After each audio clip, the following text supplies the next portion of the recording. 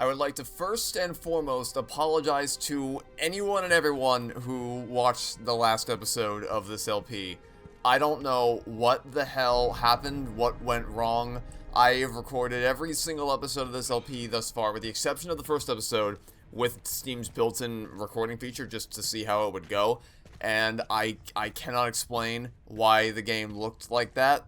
It doesn't make sense to me what happened, but yeah, I looked at that for 4 seconds and I immediately wanted to stop watching. So, if any of you actually managed to, 1, watch more than 4 seconds of it, and 2, actually sit through the entire thing, you have my deepest sympathies, because I don't know how you did that. And it's a shame, too, because that was probably my favorite episode that I recorded of the entire series so far.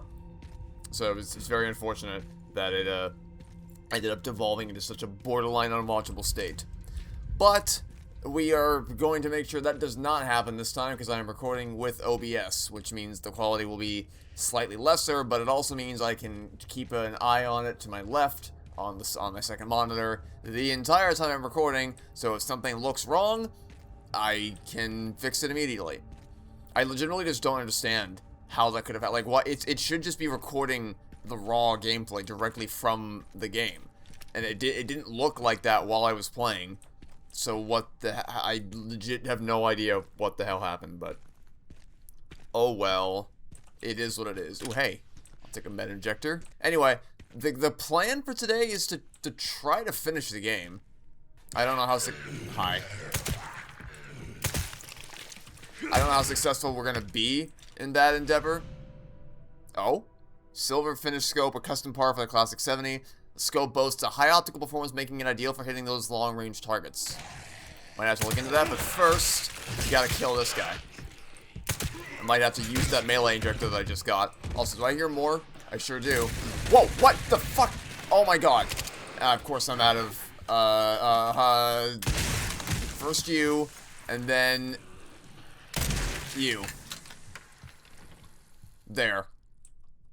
Well, that went to shit real fast. I didn't even realize it was rifle ammo there, but it's a good thing there was, because I needed it. I will be taking your machine gun ammo, though. I will be happily taking that for myself. Thank you very much. Yeah, the goal is to finish the game. I don't know how close we are to the end, so for all I know, this could be a 3-hour episode. But hey, the finale of Resident Evil Village was also a 3-hour episode, so why not? We've done it before, let's do it again. It'll be fun. Maybe. I don't know. I don't even know if I'm going the right way. Where am I? We're going to the orphanage. I don't know if this is the way to the orphanage, but even if it isn't, there's lots of good supplies in here, so. And I have a feeling we're gonna need all the supplies we can get for the ending of this game. I have a feeling the toughest has yet to come. That door looks like a place you definitely can't go through. More shotgun shells? Ooh, yes. Please and thank you. Also, let's, yeah. Ironically, I wouldn't have needed to use that if I hadn't come in here. But, oh well. It's fine. I'm sure we'll find more med injectors as we go along. Got lots of more V-Bucks we can spend. Part of me is wondering if I should go back inside the police department to try to repair my body armor. But I'm sure there'll be an opportunity to do that a little bit further along the line. Which way are we going? This way. Just hope this takes me generally in the direction that I need to go. Looks like no. Can I go inside the building? Okay. I can go into here. What's this? Hasn't changed. Gun shop Kendo. Was this also a place of significance in Resident Evil 2? Is this where you bought... I mean, it is a gun shop, so it wouldn't surprise me if this was like the Duke in Village.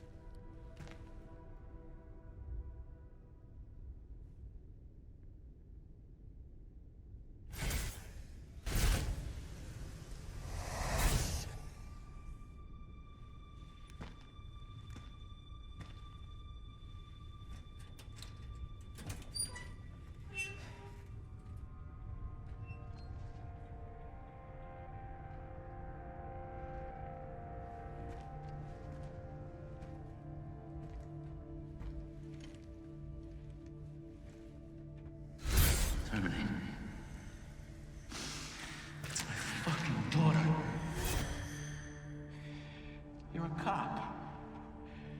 You're supposed to know something. How did this happen?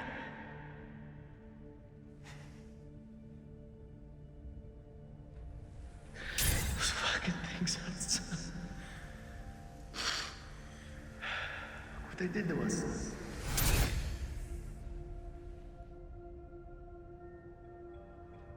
I'm so sorry.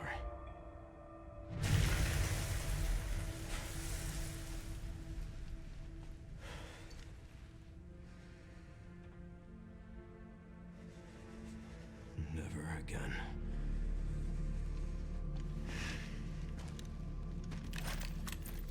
$. Yeah, I mean, I don't really have much to add to... Ooh, hello, what are you? W870 Police. A pump-action shotgun that boasts an impressive spread requires a firm grip to keep its high power in check. Interesting. The power definitely goes up, but everything else goes up for the... I don't know if that's worth it, gotta be honest. I don't know if that's worth it. I feel like the power increase is nowhere near high enough to justify how little... Yeah, I'm gonna go ahead and...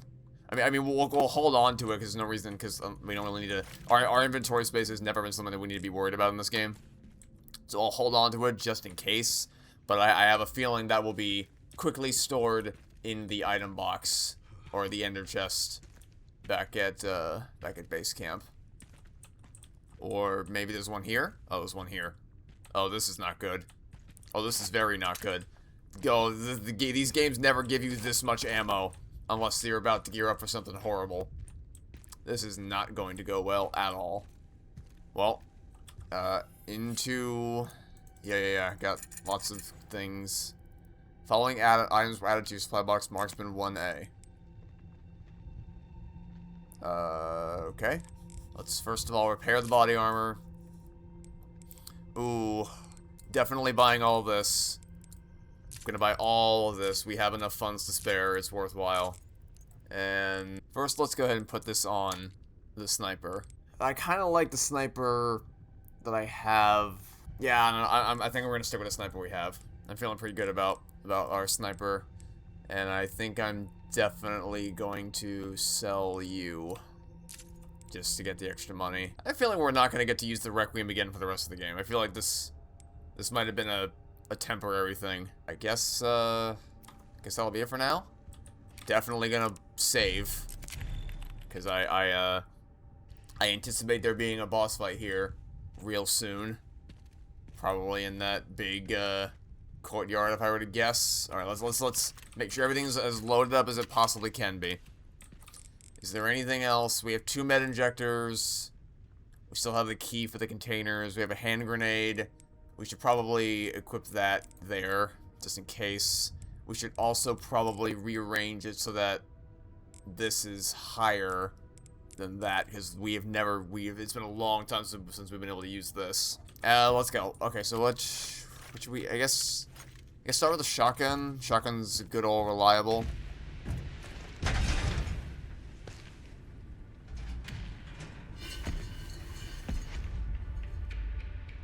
Fuck me.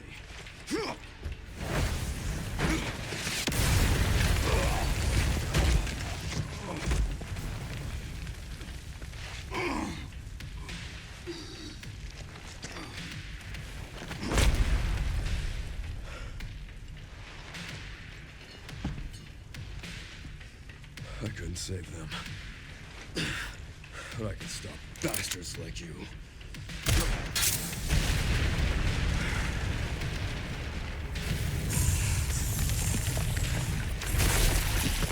Anyway, so to kind of continue what I was saying earlier about that little flashback cutscene. Oh god, oh god. Kill him, kill him, kill him, kill him, kill him. Whoa! That went well. Okay. He's not so bad so far. I'm assuming the big beating heart on his chest is his weak point. Yeah, that looks like a weak point. But what the fuck? What the fuck was that? Okay. Interesting. Oh god. Oh god! That is not exactly what I wanted to do there. I was trying to parry. Didn't go according to plan. Just gonna keep moving. Oh. Oh, that worked. Wait. Go. Whack him.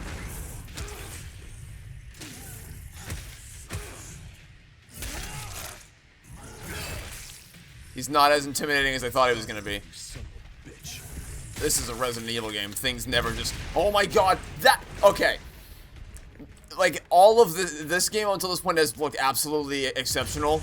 Like, one of the best looking games I've seen in a while. At least AAA. Okay. I did not parry that successfully. But when he throws those cars into the air... Yeah. That does not look great. Wait, what? What are we doing? I guess I did something wrong. It's fine. It's fine. We still got our guns. Oh! Okay, I think that was a successful parry. That I think actually works. Let's go ahead and heal.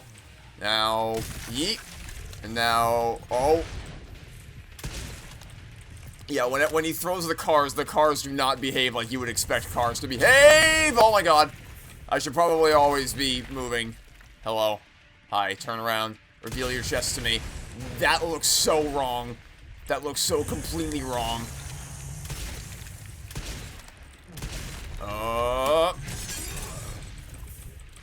Probably not a great time to be sharpening my weapon.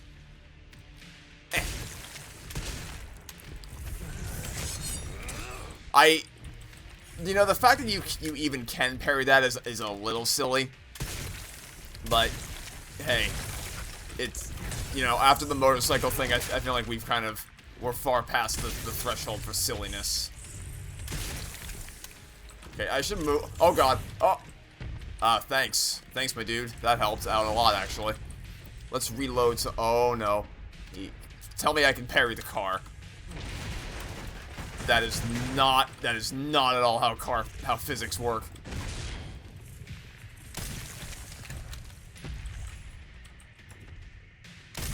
This is a good spot. Although he wasn't so bad.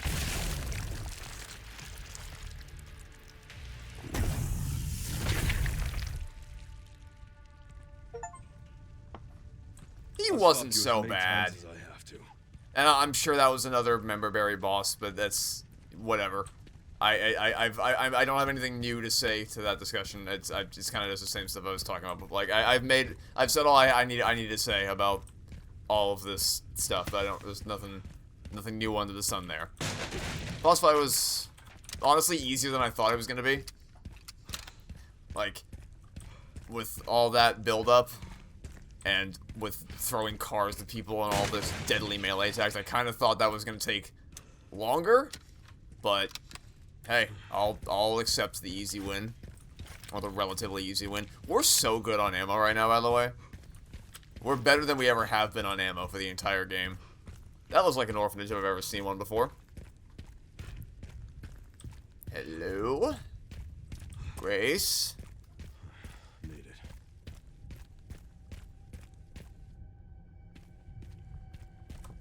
Your doors is gonna be unlocked for me? Oh. Wow, they actually are. I'm at the orphanage, Sherry. There's not much left of it. Heading underground to look for Grace. Understood.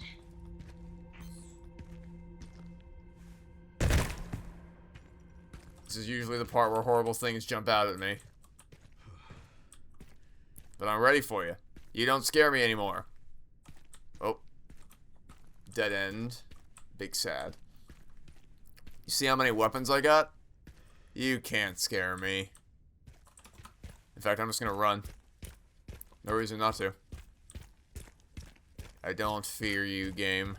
So, are we gonna find any of those robotic demon kids? Or is that a relic of the past? Also, this looks more like a subway wall. I think we passed over into a subway station. Which means I might be going the wrong way. But, no harm in exploring, right? Not that we need more resources, but we can always use more resources. Oh. Anything we can craft? Shotgun shells. That's the one thing we were kind of hurting for. Well, that and Requiem ammo, but we're not getting Requiem ammo anytime soon. There's no point in longing. We haven't found rare metal in forever, so I'm not really holding out hope for that. Yeah, this is definitely a subway station. But yeah, because I saw this from over there. Just a giant train car acting as a bridge, which I'm sure won't collapse under my weight. Ugh.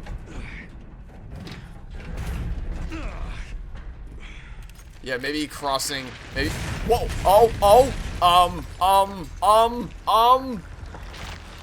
Seriously.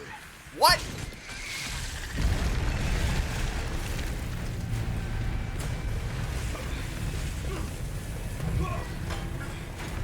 Who could have seen this coming?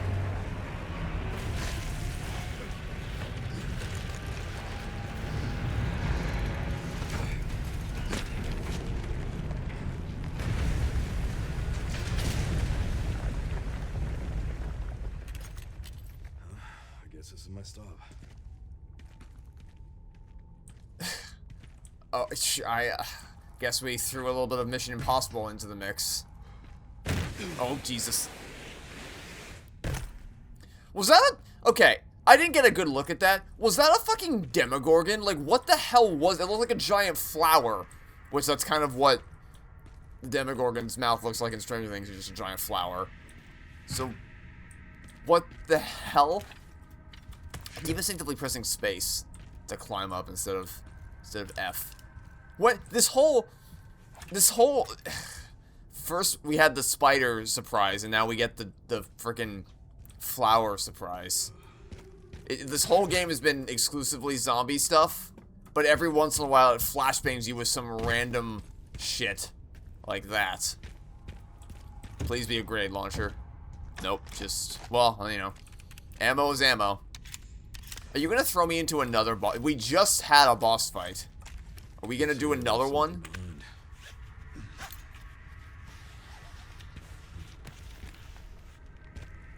I'm thinking yes.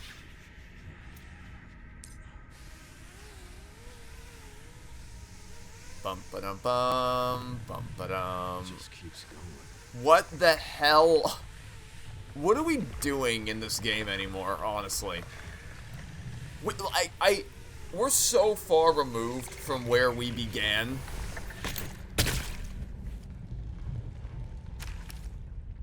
Finally reached the bottom. This is one very deep hole. The perfect place to hide something.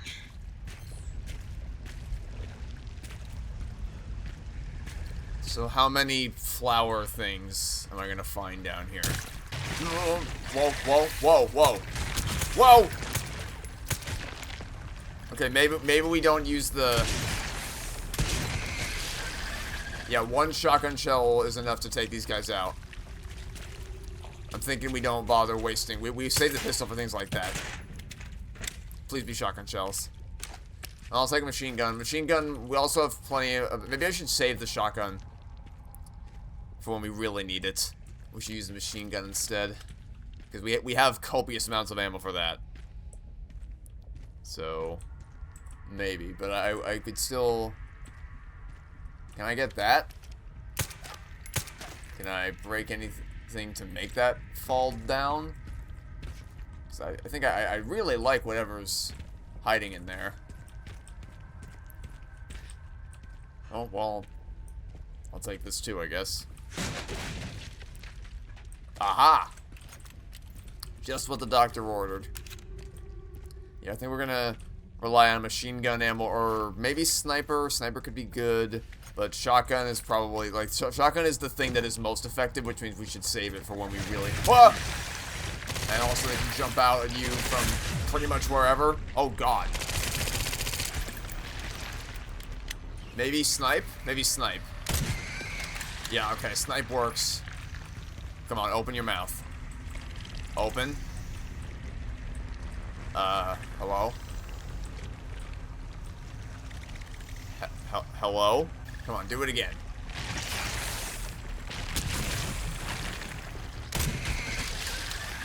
It looked like it was just completely asleep at the wheel for a while there. Yeah, shotgun shell is definitely what we're gonna want I saw that. I see you. Yeah, I mean, I saw that coming a million miles away. I saw it moving. Just didn't know if I could actually damage it or not. What? It's still alive? Excuse me?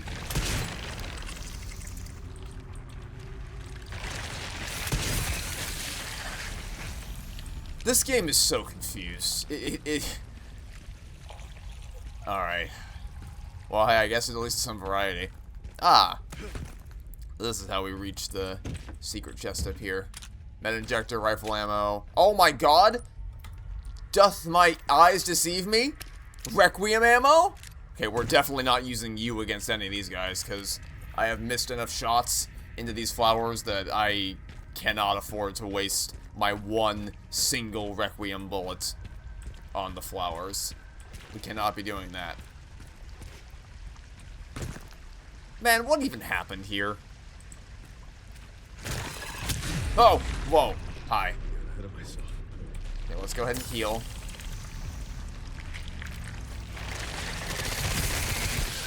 Okay, so yeah, so we don't even need the shotgun, honestly. It doesn't take that many machine gun blasts to take these guys down. I may as well just use that instead. Especially since we're getting a lot of machine gun ammo. Definitely not going to waste the shotgun shells unless I'm really in a pickle, which is what I've been saying the whole time. Oh my... Okay.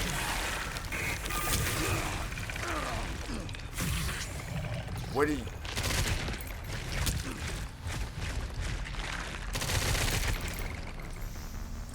Do it again. I need to... That would be why we don't run around. Because the tentacles will get you. You gotta actually pay attention to where the tentacles... I saw that one tentacle earlier. Just didn't realize you could actually damage it. Okay, let's sharpen you.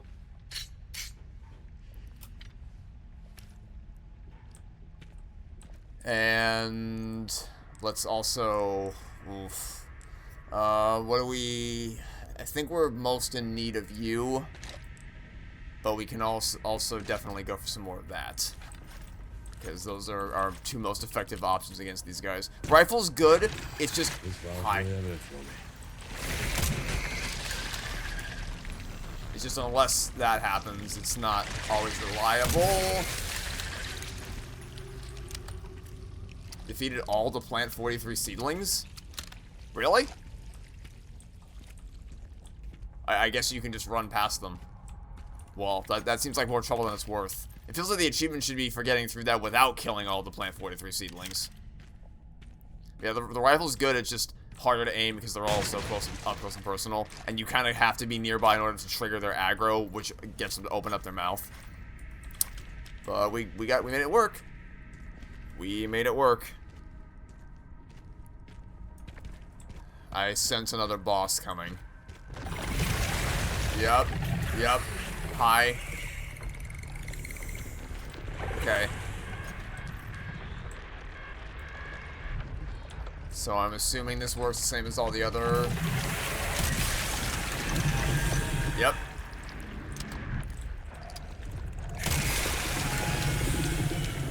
Just shoot directly into their mouth. They can't stop you.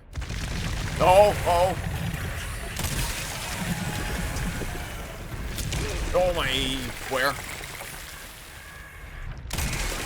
I'm not sure if using rifle ammo for this is the best idea I've ever had or the worst idea I've ever had. Because I'm saving ammo for all my other stuff. But...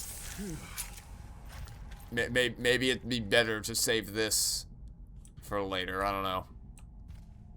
Okay. Oh, never mind. Here's the boss. Okay. This is what we've been saving everything for. I've killed every plant I've ever had. Aha!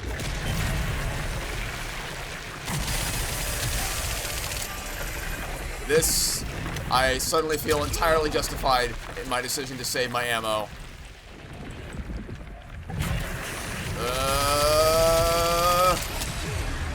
Ow. Oh, we have no healing. Oh, that's not great. That's really not good. We have no healing. Yeah, okay. Alright. Where is the, checkpoint? Okay. Not terrible. It's before the two it's before all the tentacles attacked me, which were easy to take out, so no real concerns there. Can I craft any better healing? Oh, let's craft this. Not great as far as healing, but it's gonna have to do. Maybe this would be a good time to use a devastatingly powerful attack. Because I think that guy's mouth was big enough that I think I can reliably hit it with the Requiem. I also need to not get hit by you. That's the second time that I've gotten hit by that, and that cost me a not insignificant amount of health. Alright, let's pull this out. That's gotta do a lot. I've killed every flight I've ever had. I also don't think I can attack. I don't think I can actually deal any damage to the arms. I think the only recourse. I think the only way I can survive that is just by moving, like physically moving side to side, which is not great with this game's movement. Resident Evil games are not really designed for making you super mobile, but I think I'm just agile enough that I can make it work. Yeah, I think they don't have the same weak points that all the other plants do. They're just tentacles, so I kind of have to. Oh god. Did I do it? Oh, kill it! Kill it! Okay, that was easy.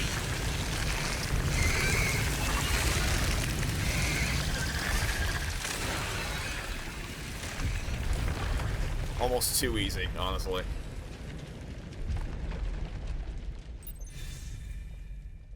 Woohoo. That looks arcish. That looks very arcish. Oh. Was that there the whole time and I didn't even see it? Well, that would have been good to know. Well, I mean, we made it work. We made it work. I think that was the correct play. I think we made good choices with what guns we chose to use and when for that. And that looks final boss-ish or final level-ish. This must be it. If I've ever seen a final level before. This definitely feels like we are going straight into the arc.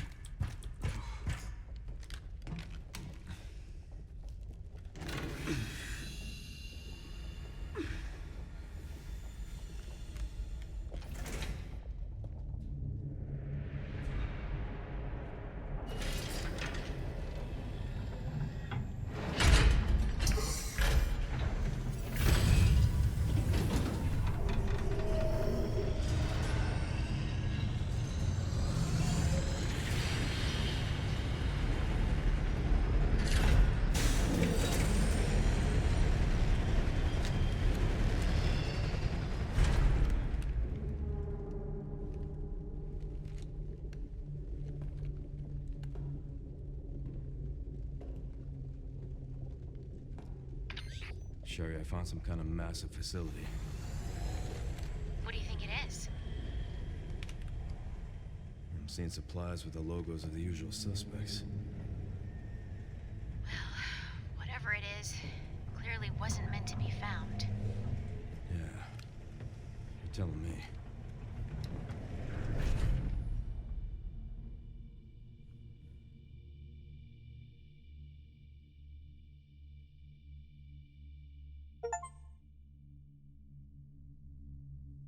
Hey, you guys can see achievements now. I don't know actually. I haven't checked the footage yet. I don't know if Steam achievements pop up on the stream recordings, but you know, in a way, it's kind of fitting. We started the LP recording with OBS, and now we've gone for the final. What I am at least intending to be the finale. We've gone back to OBS. It's kind of full circle in a way. No resources. No resources. Okay. Open up, lads. Leon's come to... We're in Zerg's fortress now?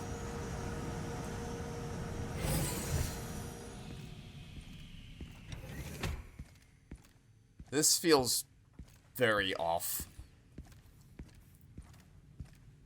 Oh. What the hell is that? Well, I mean, that's a bobblehead that I hear. Oh, hey, reflections. I hear you. I see you.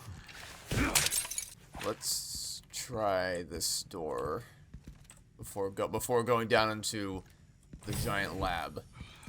Let's try this door. Got a med kit for me? Sure do. Save station's nice. I mean, is there anything worthwhile? Can we repair our armor again? Sure can. And also, I mean, really, the main thing at this point is just, like, buying ammo. Buying ammo and buying med injectors. I don't really feel the need to buy anything else. I'm pretty set with our loadout. We just gotta make sure we're always stocked up on ammo for everything. It's kind of where my head's at right now. There's a box. Oh, I guess that's the ARC's version of boxes. And this is a good time as any to save. And now let's venture deeper into... Oh, this is the staff room. I'm guessing we'll loop back up through there at some point. For now, it looks like a giant grenade if you tilt your head. Or like a metallic pineapple or something. I don't know. I'm just talking at this point. Alright, anything alive in here? Because if so, there shouldn't be. Kind of surprised there's nothing in this room that wants to kill me. Yet, anyway. Whoa! Oh, just a box on the floor. For some reason. Maybe I should crouch just to be safe. Because it really is just the feeling of, like, everything's too quiet. I'm waiting for everything to go. I'm waiting for shit to hit the fan.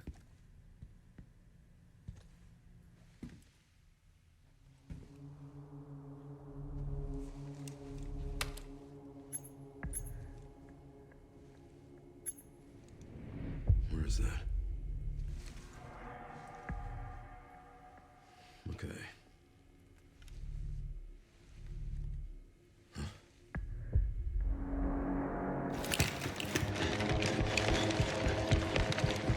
Uh-oh.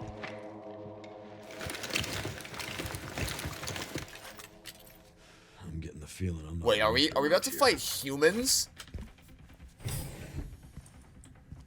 Like actual humans? Oh my god. Are we actually... Okay, I know I've memed a lot about Call of Duty, but are we, like, actually about to play a freaking Call of Duty game? Oh god, I think we're actually about to play a Call of Duty game. Oh my goodness. Oh wow, they can actually, like, shoot back now. Perfect. Oh. Oh my god.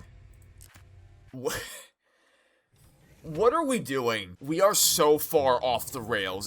So first we have all the nostalgia stuff with Raccoon City. Well, I guess first we have the extended Leon zombie fighting in Raccoon City. Then we have all the nostalgia memberberry stuff in... That is not where I wanted that grenade to go. In the police department. And then we had the Mr. X fan service stuff. We had that boss fight, which I'm sure is also a bunch of fan service-y stuff.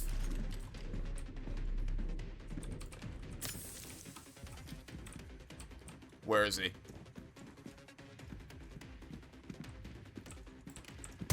Whoa, where? Hi.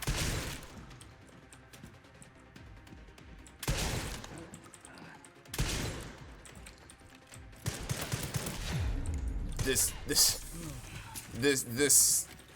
game's movement and combat is not at all designed to be able to handle this type of gameplay. This is like...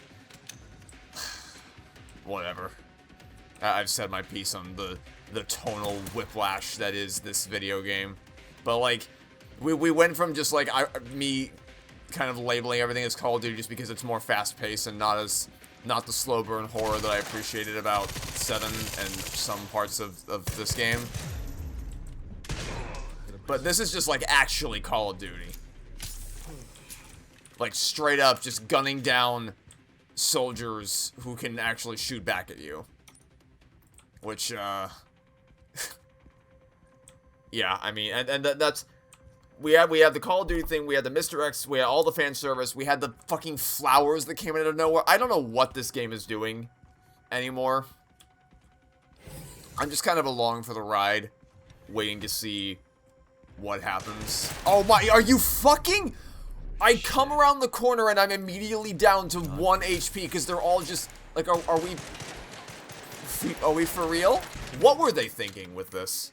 Like, okay, when I say Call of Duty sections, I'm being, like, partially facetious when I say that, just because it's, like, obviously not directly analogous to Call of Duty. It's still in line with a type of Resident Evil game. It's in line more so with 4 and 5 and 6. It's just not in line with the type of Resident Evil game that I typically enjoy. But this is just actually, like, this genuinely, if you didn't tell me what game this was, and you just put this in front of me, like, here, play it, I would tell you this feels like Call of Duty. That's exactly what I would tell you this feels like. Except without the movement that, well, I was going to say the movement that makes that game work, but I don't like Call of Duty. But it's like the movement in that is at least better suited for the type of gameplay that Call of Duty offers compared to this. Oh, wait. Bro's just blind?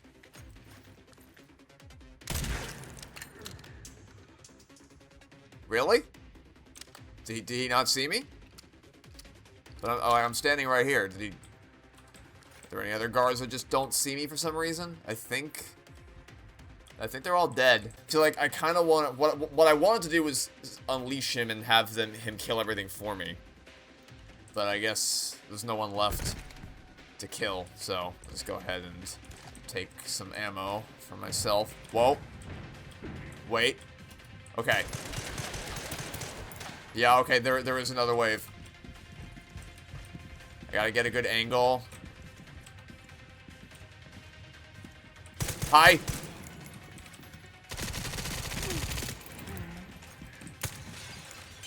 Oh my god! Oh, they have shields? Of fucking course they... Okay. Can you kill them for me, please? At least distract them. Oh, this guy's not gonna be distracted.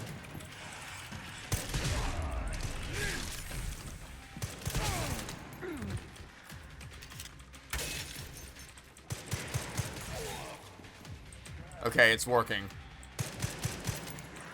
Kind of. I don't know how well that helped me. Oh, God. I'm gonna say that... Are you still alive? I don't even know what that is or where it came from, but it had... So, yeah. So, the plan there was to have the thing kill all the guys for me, which clearly didn't work because I didn't really get a good angle on them, and by the time the second wave spawned in, I was in a really bad spot. But I at least got some value. It kind of worked. Kind of. It killed like 1, maybe 2 guys, so I'll consider it a victory of sorts. Let's hope we never do that again. Let's hope that was just another random weird one-off encounter like the flower and the spider thing from earlier. Also, there's this staircase. Nope, that's a terrible room. Not going in there. I thought that... Oh, no, staircase over here. Sorry. I'm assuming this staircase is going to lead... I saw a staircase on the map, but I got turned around. I think this is going to lead up back into the safe room from before. Perhaps? Yes, indeed it does. Body armor repair? I'm thinking body armor repair. Yeah, body armor repair. And save for good measure, because why not? That room down there looked horrible. Like Portal meets Alien kind of aesthetic. Really freaky. Here at ARC, your movements will be constantly monitored. Do not leave the designated areas without authorization. The recording and transmitting of information is strictly prohibited. It's such a weird fucking game. Like, I can't even... What an insane ride this game has been, you know? We truly have just been all over the place. Is this another safe room? It looks like it could be, but I see no save station. Yeah, so they're just I guess so this is where all the spiders and the flowers and the whatever comes from. Yeah, I ain't reading all that. Sorry, I'm not that invested. Oh, is this the guy we fought earlier? Yeah, I think that's the guy we fought earlier. Who may or may not have also been in the previous Resident Evil game. Oh. This is the room that we saw Grace in. I'm coming, Grace. Oh, or maybe not. Backup is on the way. Not necessary. I'll neutralize the target myself.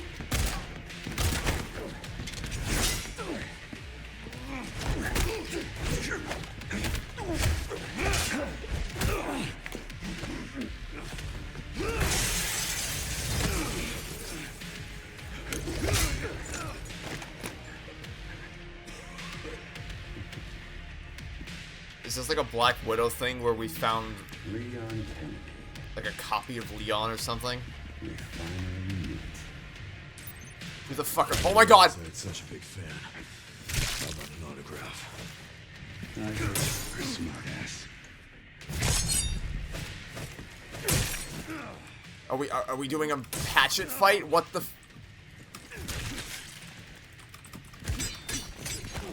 Oh, whatever. Sure, we're doing a hatchet fight. For someone at death's door. Who are you? Is this? Let me guess. Is this another member berry thing? I would bet a significant portion of money this is another member berry thing. I don't know what the point of this is other than to just be like, hey, look, it's a clone of Leon who can do all the things Leon can do. But I'm the fact that they haven't named this character makes me think that it's supposed to be someone like really important to the RE universe that I just don't recognize, but that other people did. Ran into trouble. This guy was one tough bastard. Coming from you, that's quite a compliment. Any other boxes? Oh, yep, one box. More ammo. We like more ammo. Grace should be nearby. Time to finally get some answers.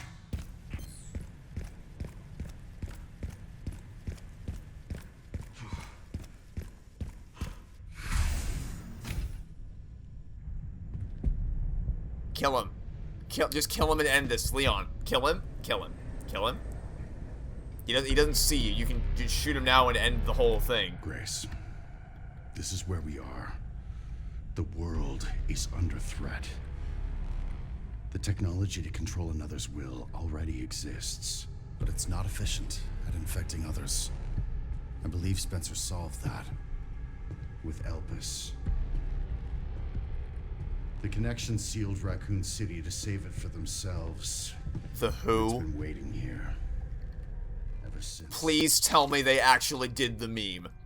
Please tell me they actually did the meme that I talked about at the end of my Village LP, where I was like, next game they're gonna invent another uber secret society that's been controlling everything. I swear to fucking God, if they did that, I will laugh so hard.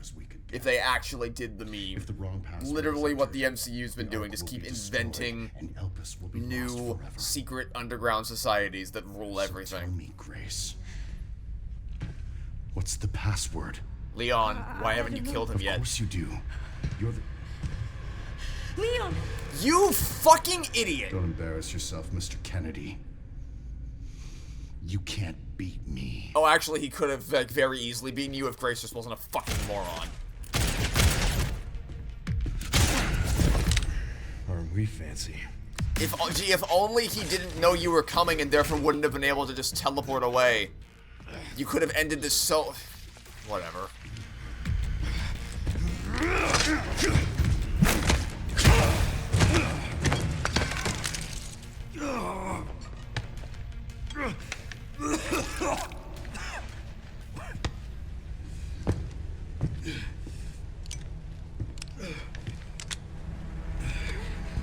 Don't move! Oh, wait! You still need me. I love how this game has such poor balancing between the main characters that you almost even forget that Grace is in this game, or that you played at her at any... What? What? What?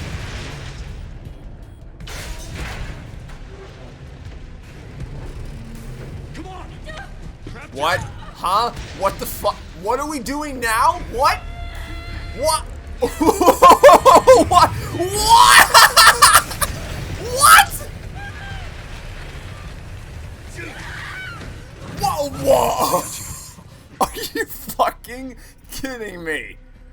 Are you having a chuckle? God damn it, man. What the shit was... So, that one bullet was enough to break whatever swinging arm thing. 2, what was your plan? Let's just ride this into the abyss below and hope there's maybe a platform down there. Which, of course, there just happened to be a platform spinning into the exact position you... Fucking hell, man. This is so dumb.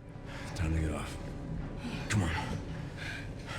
What I was trying to say was, you almost forget that Grace was in this game and that you played as her for half of it, because of how poor the bouncing is. Leon. Leon!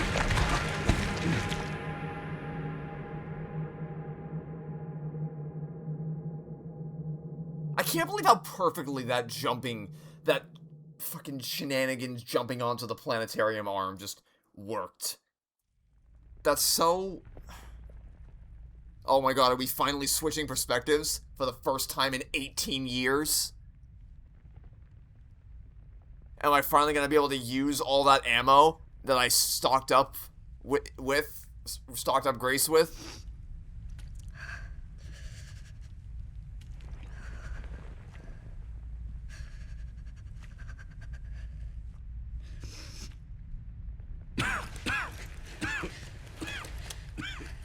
Leon, are you okay? How long was that? I don't know. A while. Those marks. It's T-virus. Stage 3 infection. If you're so sick, why would you come here?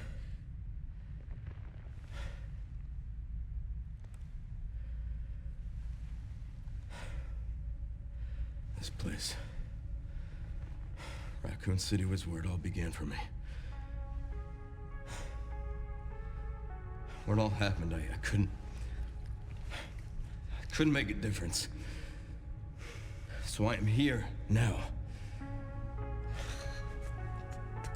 We can't stop Zeno.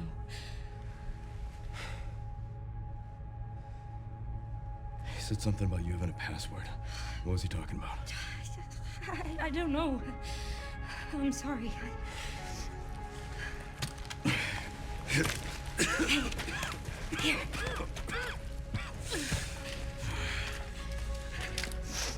I'm going back. I'm gonna destroy Elpis. I'm coming with you. No, you're not. I don't want any more regrets. Whatever it takes, count me in.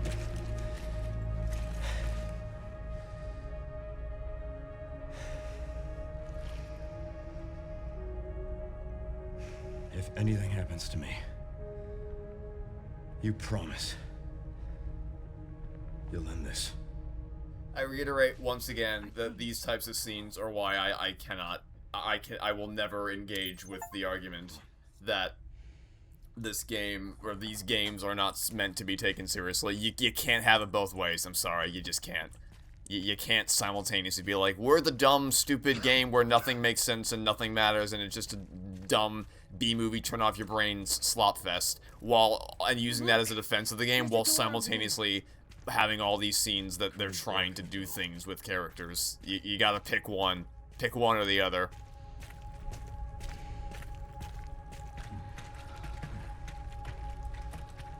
I can check it out for us. You think you can give me a boost? Guess we're about to find out.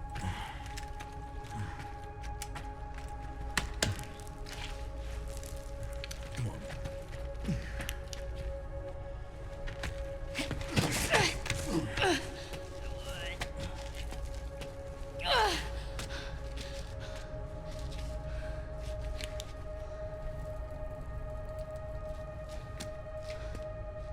Watch out for yourself up there, yeah? I will.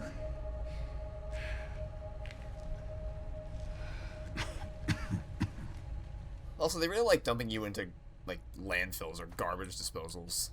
They did the same thing in Village, in Heisenberg's factory. They dumped me into the Toy Story 3 landfill. Okay, let's go. Let's go on a quest. There's no getting back up. I mean, I don't really have anywhere else to go, so yeah, I will fall down. So my question is, are we at, because, well, what do I have at, okay, I actually have, yeah, all of the ammo that I stocked up Grace with. Definitely gonna be crafting another one of those. You know, it's not much, but I worked hard to get these resources, and I damn well intend to put them to good use.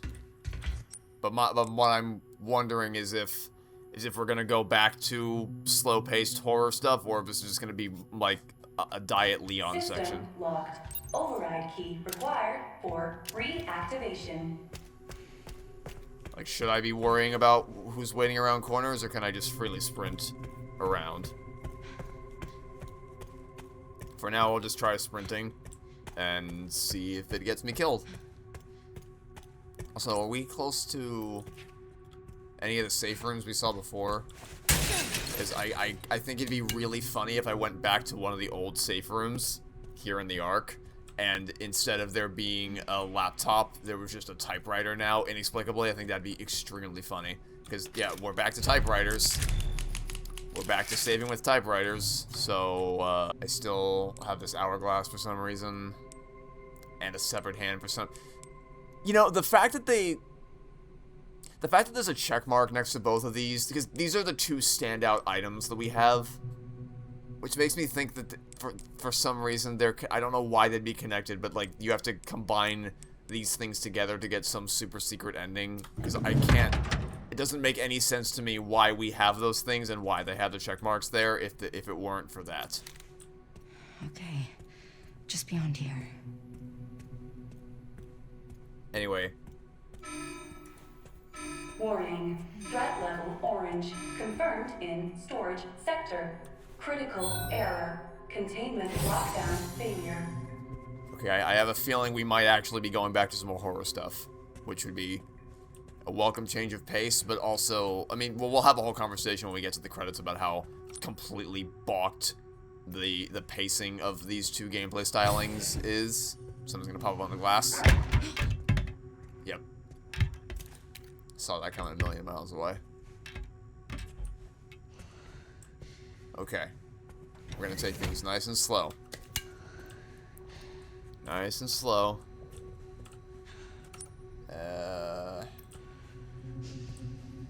You don't see me. So it's like the... Yeah, thanks, Grace. I figured that out for myself when I was right in front of it. I was literally about to say, these kind of remind me of the Quiet Place monsters.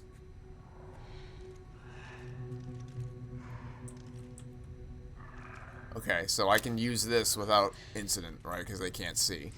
So I assume the problem here. So if theoretically if I stay perfectly crouched the whole time, they will never find. Like if I just stand right here, I shine the light directly in your face, you will never see me.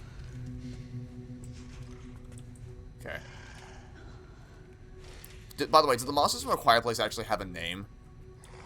I feel like they did have a name, and everyone said it was dumb as fuck, so they just didn't... No one called them that. Question, do the hemolytic injectors work on you? They sure do. I knew there was a reason I was holding on to those things. I mean, I didn't. But... Oh! Good thing I killed the guy, because I didn't even see that there was glass there. And I think now is really going to be a time where those empty bottles come in handy, because this is, like, exactly the kind of enemy that an empty bottle would actually be useful against. Are we clear? And we should be clear as long as I don't break the glass, right? There's a knife in this room? How did I miss that? Hello? I'll take a knife, I guess. Okay, not going that way. Are there Are there fireplace monsters here? I mean, I see the one in the red tube, but I don't see any, like, actively moving around. Unless, wait. They can climb, right? I fucking knew it. I fucking knew it. Okay. Okay. This is fine. This is fine. You can't see me. But those are different things than these guys. These guys probably can see me.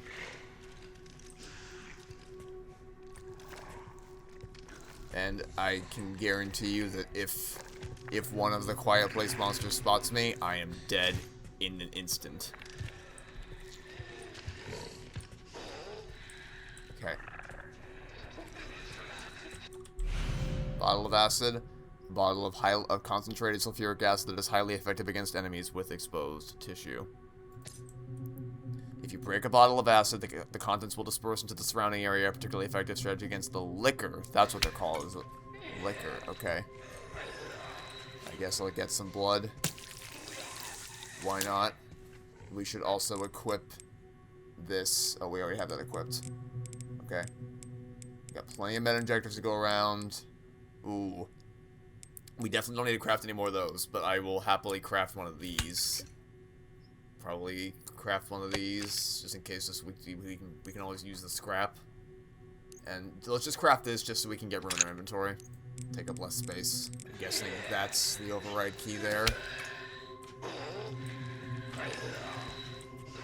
Oh, shit. So, this might be a horrible plan, but I'm thinking we grab it, and then we run back, and then we let them all bunch up and burn them all with a bottle of acid.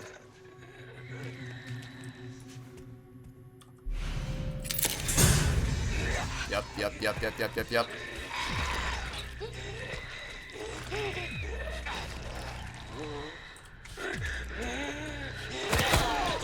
Okay, that's fine. Can I vault this? Nope. Just kill that thing.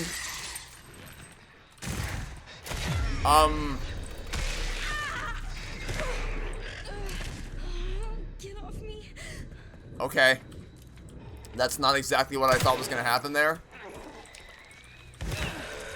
I'm guessing it just didn't unleash any fire because it was on the ceiling. Or maybe it just doesn't show any visual effects because it's a bottle of acid and not like a Molotov cocktail, but okay. I mean, that still kind of worked. I'm definitely gonna need to be a little better about that because that only worked because there was only one of these guys. If there was more than one liquor, that would not have gone anywhere nearly as well. Okay, let's just retrace our steps. Please don't burst out of the things. What's the fastest way to get back? We can just take this hallway down here. We don't have the safe combination, so there's no point in going back there.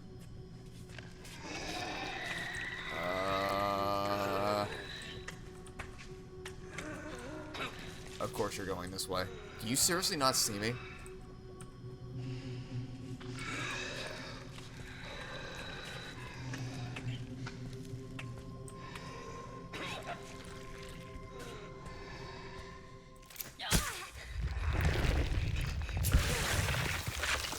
This is such a fascinating game. How things do or don't work sometimes. Okay, I think we can probably save, because that's a safe room. We can probably safely make our way back here. I'm not dead yet. Miraculously. Despite your best efforts, somehow. Remember when we were in the helicopter and there were zombies trying to break through, and instead of just shooting the zombies that were breaking through the winch...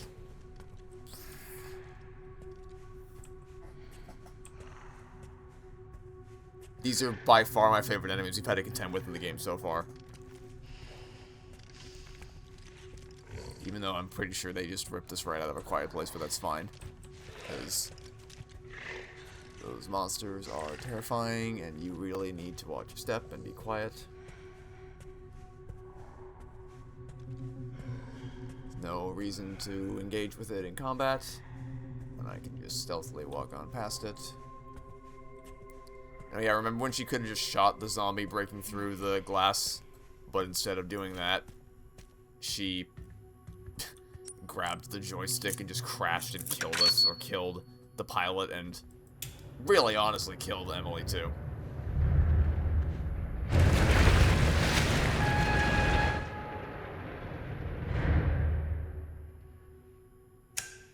Oh, is that the key that opens the door? All right, Leon. Be careful. I need to get going. Yeah, okay. And so, let me guess, is there going to be a zombie on the stairwell too? Because if there's going to be a zombie, then maybe I should have actually taken out that, that liquor from earlier.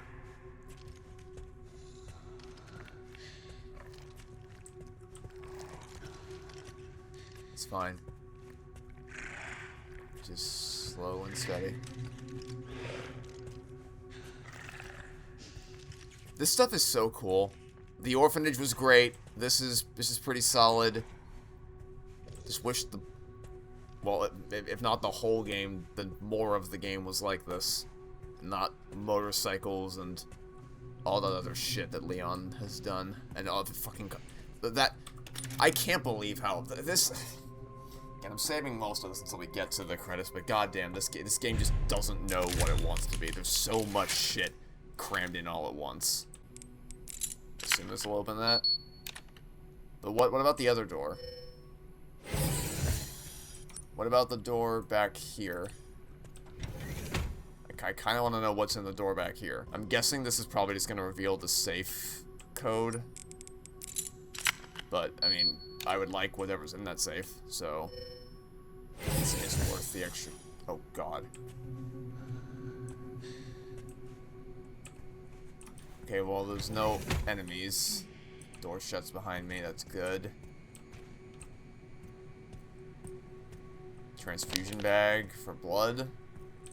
Just a little bonus. Ooh, ooh, wait. Huh? A beautiful crimson orb, one of the objects needed to enter the administration area with an arc. Oh. Shit. Please just be a licker, not a zombie. No, that sounds like more like a... Yep. It's a zombie. Oh, wait, what? Oh, there's fucking two of them. Wait. How many... Okay. This is not great. This is not great. This is not great. Maybe if I kill you in here, it shouldn't alert the lickers, right? Because the door's shut. Also, I didn't see any lickers out there, and I think we're far enough away from the other one. I think we can probably reliably do this.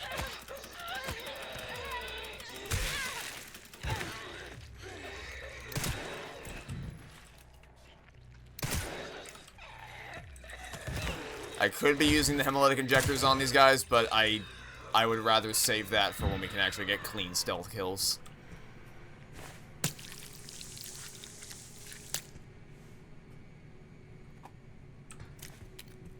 Alright.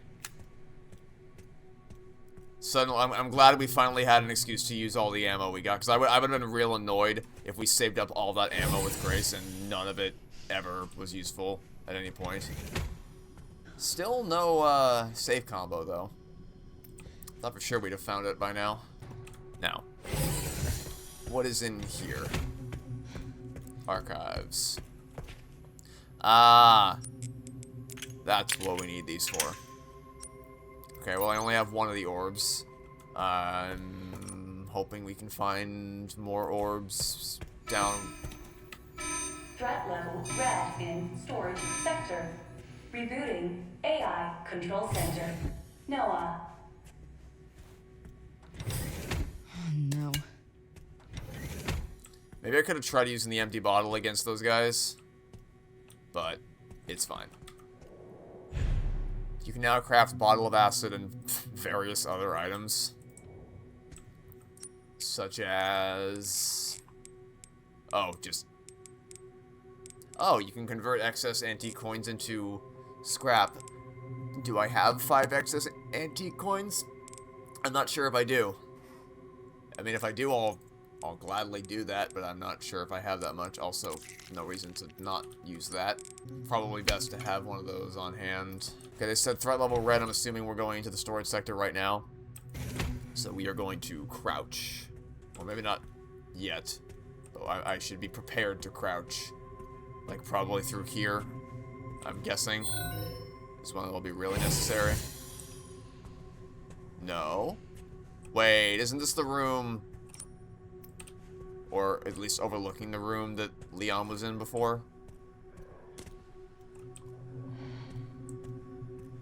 I feel like this is the room we fought all those agents in. Hearing the screams of monsters. They don't see me. Don't panic. They cannot see me. Ooh. Finally, a code. But for which safe does this unlock? Right 10, left 90, right 20. Maybe we should go back now. Before we go down there, where I'm sure there's gonna be a million enemies. Ooh, yes. Ooh, all very good things. So I see 1 liquor. Doesn't see me. Okay, make that 2 liquors. Any zombies? If there's a zombie here, I gotta actually worry about taking these guys out. Yep, okay, there's a zombie. Okay. I think this is gonna be the first time in the game when I actually try to use the empty bottles to my advantage. Here's what we're gonna do. We're gonna throw it. Maybe there. We're gonna hope that causes them all to bunch up together. And, come on.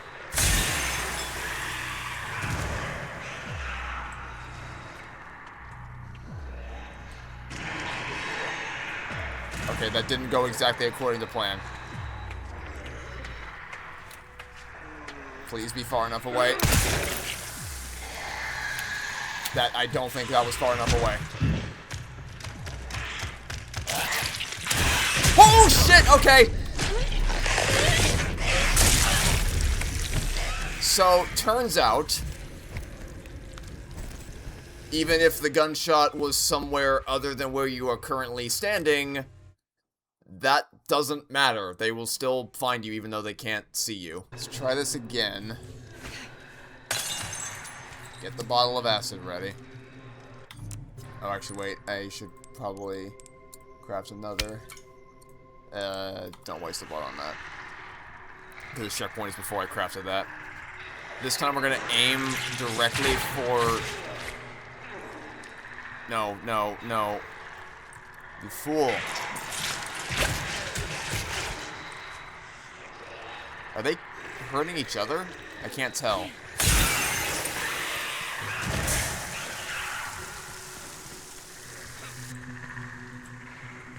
Okay, he didn't see me this time.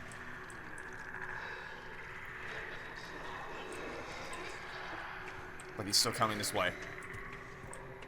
That's fine. As long as the liquors don't spot me. That's all that matters. Because I can take you out. Turn around. Turn around.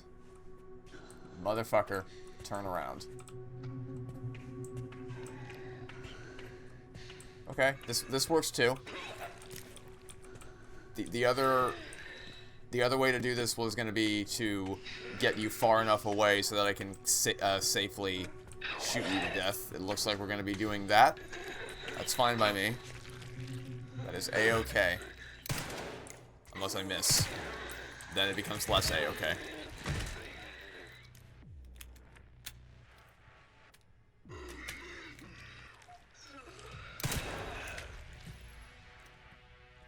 Alright. Well, that's one down. Now, what about... Fuck! Okay, I guess they did hear me, actually. Turns out, being far enough away Of course I fucking missed. Come on. Throw it and run. Don't open that. No way you survive this. No fucking way you survive this. Yeah, that's what I thought. Holy shit. Well, that went about as poorly as it possibly could have. I honestly thought that being far enough away meant that the gunshot wouldn't trigger them, but clearly that was not the case. That was not at all the case. I don't understand. Well, like that's not how that should work. Like they coming to the source of the gunshot, fine, but it's like they know exactly where I am as soon as I come here, which that is not how that works. You don't suddenly gain vision just because you heard something. Like, in order to echolocate properly, I need to be making constant noise. Let's definitely craft another one of those. And that just take up less inventory space. Okay, why is there a prompt on the back of this truck? Oh. Because there's supplies here. Very useful supplies. Very, very useful supplies. Did something see me? Well, there's no way. If it was a liquor, liquors can't see me. Oh, unless I make one. It's like if you make any noise, even if you make no noises after that, and you moved somewhere completely different. Miraculously, they still know exactly where you are at all times. It's very strange. Scrap is good. Nothing else? Okay.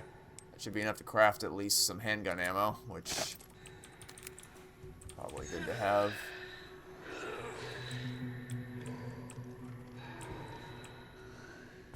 Okay. No one knows I'm here. Shit. Of course there's a zombie there. Okay, I'm thinking we use the hemolytic injector. Oh no. There's no way you saw me. There's no way you saw me there and you didn't see me earlier.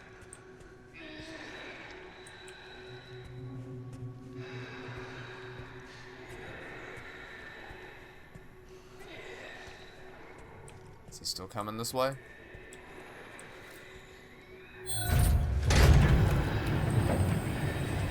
Also, I guess that just doesn't alert them for some reason. I don't think he's coming this way anymore. Is he just...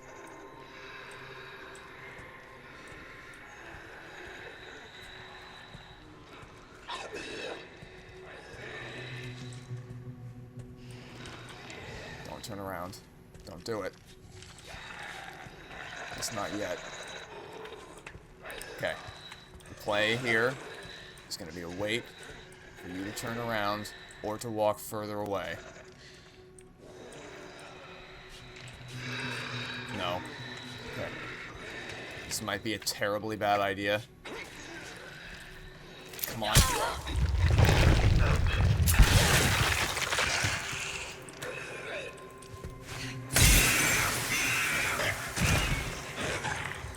Please tell me I can craft another bottle of acid. I sure can't. Uh-oh. Go over there, idiot.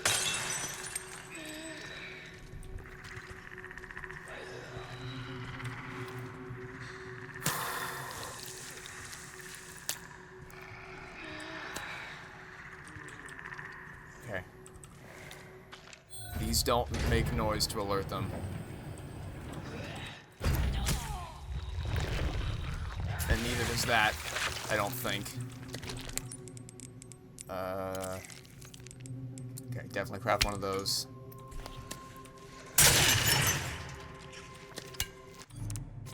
I keep instinctively pressing that.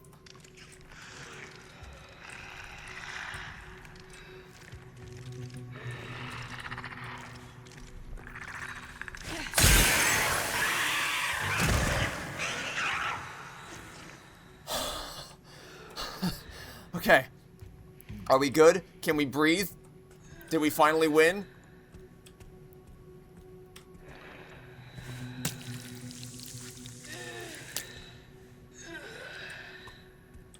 I think we finally won. Oh, hey. Monitor control room safe. Okay, that's the other one. 50, 60, 80. Yeah, let's go back up there. Is there gonna be another one? I hear something growling. Yeah, that's what I thought. Actually, I probably could have... Nah, that was dumb. I should have just shot him. I should have just shot him. Because all the lickers were dead. I shouldn't have wasted the hemolytic injector. That was dumb. Oh well. We can always craft more. Let's craft one... Yeah, let's craft one right now. And next time we get blood, we're going to craft another bottle of acid, because those are... Have suddenly become our most valuable tool.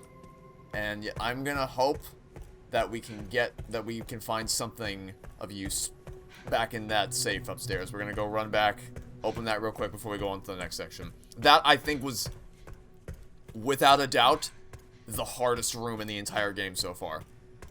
That was brutally hard. But rewarding to overcome. Asterisk. The asterisk being that, again, I feel like there were some times when I shouldn't have been seen, because, like, that's not the way. So the idea behind these creatures being blind is that theoretically, if they are actually blind, then, like, let's say I shoot a gun here, and then there's a guy around that corner. He should run in here, and then, like, you should come toward the noise. But if the way that it seems like these guys work is, if I run in here, it will somehow still know that I'm in here, even though the noise came from out there, which is not at all how this should work, and that's really annoying. But other than that, that was a pretty satisfying section. Oh. Open every safe in the main story? Really? Every safe in the main story? Okay. If you say so. I don't feel like well, I guess I have been trying to explore to the best of my ability, because there's a lot of stuff in both Resident Evil 7 and Village that I missed on my first playthrough, because I was in VR, so I wasn't really focused on beating a game or like 100%ing everything. I was just focused on, you know, trying to survive. But then when I played it my second playthrough, and I took much more time to explore and to use the map and really figure out where I was going and what I was trying to find. So I guess it makes sense that I would have opened more stuff here, because I'm not playing in VR, so I'm treating it more like an arcadey game to beat rather than a intense fight for survival. But I've spoken about that ad nauseum, so I won't go any further into it. Now. Oh. AI Control Center. Noah. Reboot failure. No response. Containment protocol inactive. Containment protocol inactive. There you are. Oh. Just out of reach, huh? Fine. Fine, I'll shoot him. Some more stuff for the map. Not gonna climb up there. Is this gonna be the other orb? It sure is. This is it. I did it. Not yet, you didn't. Open the door to the central finding system. We still gotta get out of here first. Anything else in this room before I... Oh, typewriter. Yes. Please and thank you. Save. Okay, we don't have enough to craft both of these. We don't have enough blood to craft both of these, I mean. So I guess prioritize bottle of acid, because we can kill more things at once with bottles of acid than with hemolytic injectors. So what's... Oh, wait, this is... Oh, there's another thing there. I was thinking this would get us to access the upper walkway I saw the crates on before, but now this guy's here. So are you gonna hear me when I jump through this? Somehow, no. Okay. Well, I don't see any zombies. So we're going to throw a bottle right over there.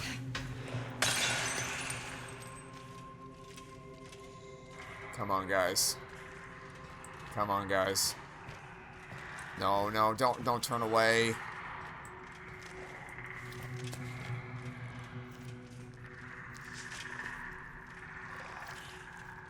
Is the other guy still going? Okay, okay, okay. Now go back. Group up, group up, group up, group up.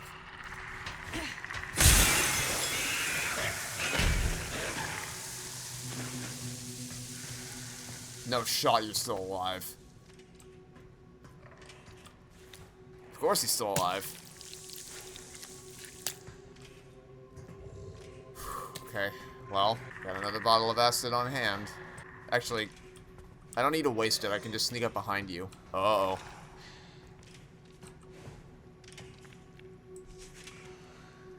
I'm gonna need you to turn around so I can stab you in the ass with my hemolytic injector.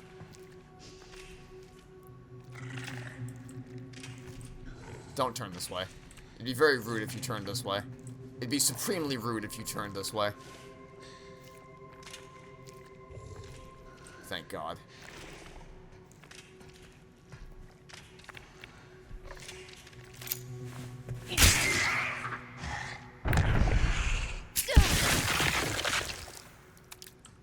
Oh, I can't get his blood? Oh, man. I can craft one of those.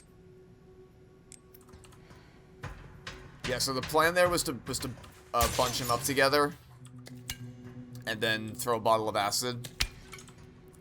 But I didn't do it correctly because the other I picked a spot where one of the enemies was far closer to it than the other, so they got to it first and then just got bored quicker and turned around. So it kind of ruined the goal there. Can we get back through here?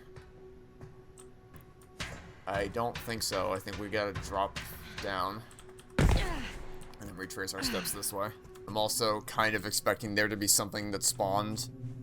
Also, I probably didn't even need... Because the thing is, the lickers can't see us, so we don't actually need to take them out. It just makes it easier if we do. The only time we ever need to take out lickers is if they're... Where the fuck did you come from?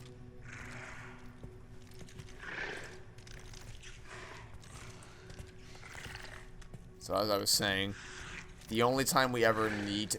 Shit.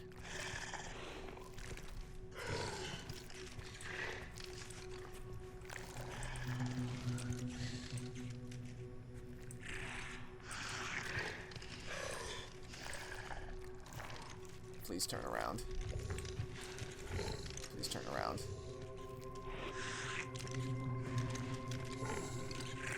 Please turn around, you fucker. Okay. I was really caught between a rock and a hard place there for a second. Go, go, go, go, go, go, go, go, go, go, go. Please don't step on the glass. Okay, didn't step on the glass. Good.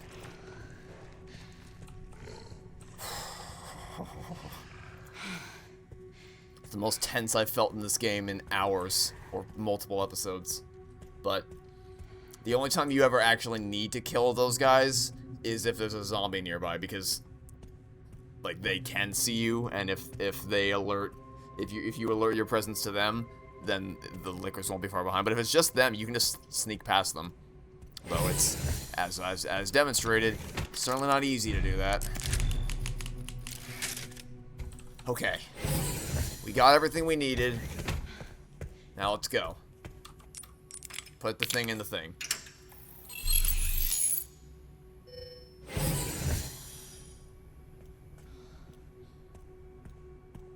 This is the Stanley Parable room.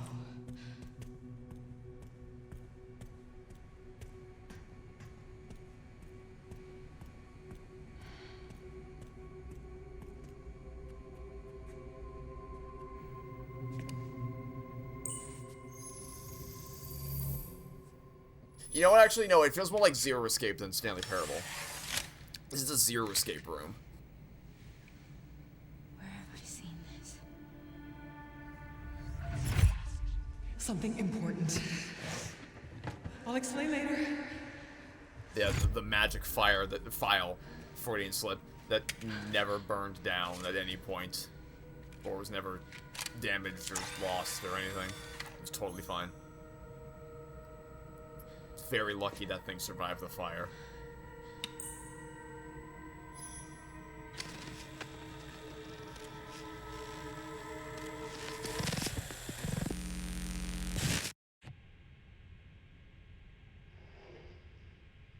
Shutting yourself away in a dark room like this is quite the change for you, after the life you've led. Life takes unexpected turns, don't you think? Looking back, do you feel that the choices you've made have contributed to your present circumstances? Of course. What you sow, you reap. Isn't that the natural order? So, tell me, Lord Spencer, what would you like the world to know? The truth. But, a short break before we begin, Miss Ashcroft. I'm not a young man. I don't have the energy I once did.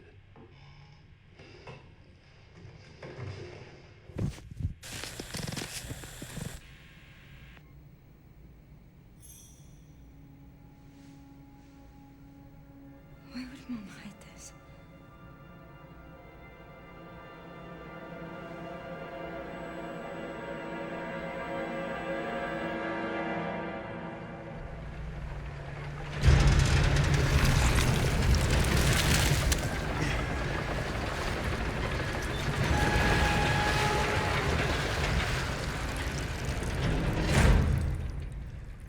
Okay.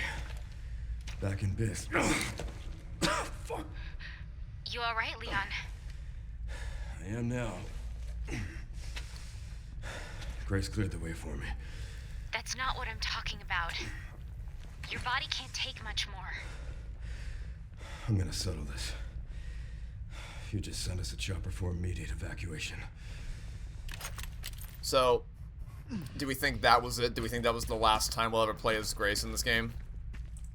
I'm thinking probably. I feel like we're rapidly closing in on a final showdown here. Well, it was nice while it lasted. I like that section a lot. Inconsistent sound mechanics and all that notwithstanding.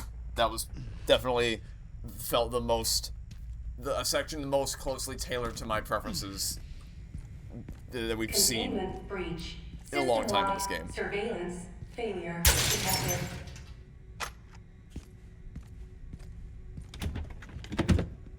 Ooh, oh. I always get so excited, and then I'm like, it's just one. Literally just one. One bullet. One singular bullet for the Requiem. Well, take what we can get, I suppose. And sure, why not move this up a bit? Is this our final push to the end? And this is the crazy, stupid thing we jumped down earlier. Over there. Easy as pie. I hear bad things. Hello. Was that a twofer? Kind of. It wasn't really a twofer. Well, I mean, I hit them both, I just didn't kill them both. Crafting. Sure, I'll craft that. What the hell? Leon is reaching his limit. Sudden bouts of coughing and blurred vision will cause him to falter. He can only wait for these effects to subside. Oh, that's... Oh, that's... Okay. That's not annoying at all. Oh, shit. You gotta be kidding me. I mean, like, I get it. They need to find some way to show that he's faltering, the virus is consuming him, but you couldn't think of anything a little less annoying than just turning the screen blue? Maybe his health gradually drains over time, his movement becomes slower, maybe he can't carry as much stuff, that kind of thing. Like, I don't know, just turning on a blue sun feels a little bit lazy / obnoxious. I mean, that wasn't too bad. Still, it's just, I feel like there's just more creative solutions available for what you could have done there. We are so set on ammo, it's kind of not even funny how set we are. A key that we don't have. Security threat detected. Elevator shutdown in effect. Override key authorization required. I'm kind of surprised they haven't had any of those guys jump out of the things yet. You kind of expect that, because they did that kind of thing in Village with Heisenberg's factory. With the mechs on the wall.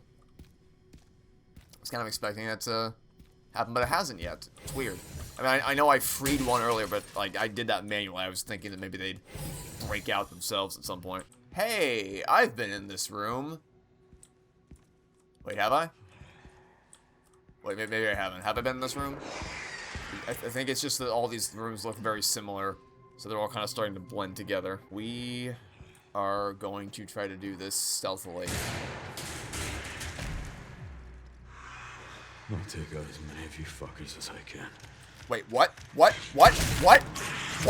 I'm sorry. I thought you were blind? What? Did they magically gain vision when Leon's here? Are they sexist or something? Why can they only allow themselves to see Leon but not Grace?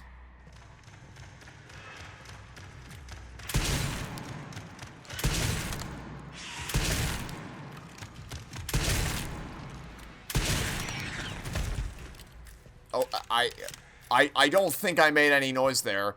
So, did I just misread that or something? I thought these guys were like actually completely blind, and they could only locate you if you made a sound. But they've behaved in enough confusing ways that I'm starting to think that isn't actually how their mechanics work, and I just completely misunderstood it. Because this is strange. Should I just snipe you and get it over with? Honestly, why not?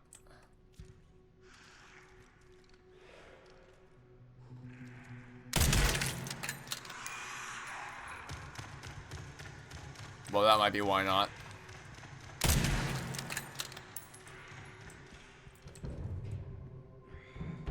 Oh, they're gonna... Uh-oh. He's gonna come down above me. Or maybe not. Oh, don't do this. No, stop. That's so annoying. So many... I completely forgot that was even gonna be a thing. There's so many better ways of doing that.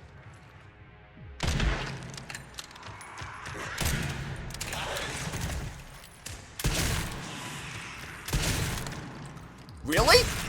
Haven't changed much, have ya? More member berries. Yeah.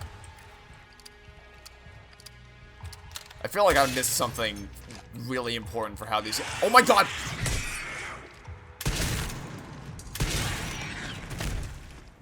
My understanding of how these guys work is not at all lining up with how they seem to actually be working. So either I missed something or the game's just wrong. Which, honestly, either could be the case with this game. There's an equal chance it could be either. So where?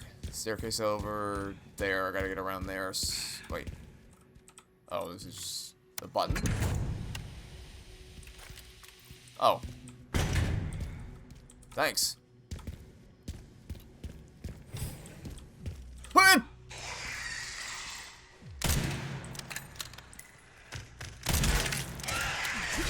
Really? That didn't even stun you a little bit? Not even a little bit, huh?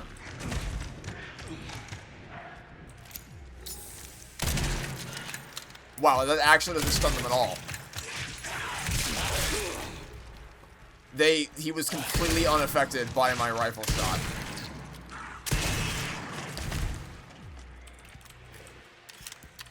Holy shit, dude.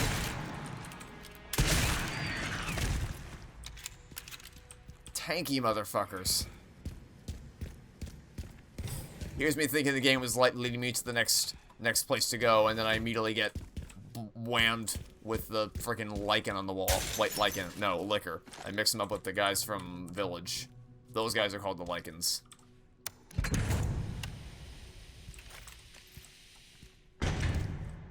That looks promising. I'm still waiting for the zombies to jump out of the pods. It feels odd they haven't done that yet. I'm just waiting for it to happen. Feels like we almost have too much ammo for this.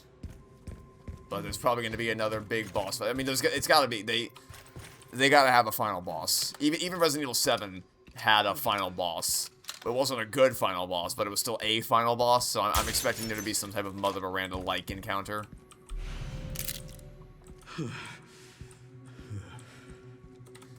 See, like, the whole turn the screen blue thing, yeah, this happens so infrequently, you almost wonder why bother. It feels like it's picking times deliberately to where it won't impact gameplay that much. But if you don't want it to impact gameplay that much, then, like, honestly, why even bother? Why even bother doing it if it's not gonna... Because I get the idea, like, you don't want to have this interrupting combat because that'd be really bullshit and unfair. But, like, because it doesn't impact the combat in any way, it feels kind of arbitrary. Oh, shit, I didn't see that.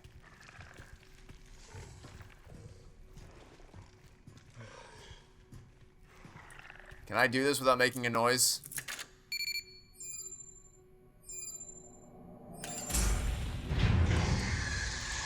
I sure can't. I most certainly cannot. Alright, let's run back here. And... that was my backup plan just in case things went south. That was the oh, you gotta be fucking kidding me, really? Alright, well, we got... Ha! Ha! Ha! Ha! Ha! Ha! Ha! Ha! Ha! Ha! Ha! Back! Come on. Okay, okay. Turn around, turn around, turn around, turn around, turn around. Nice.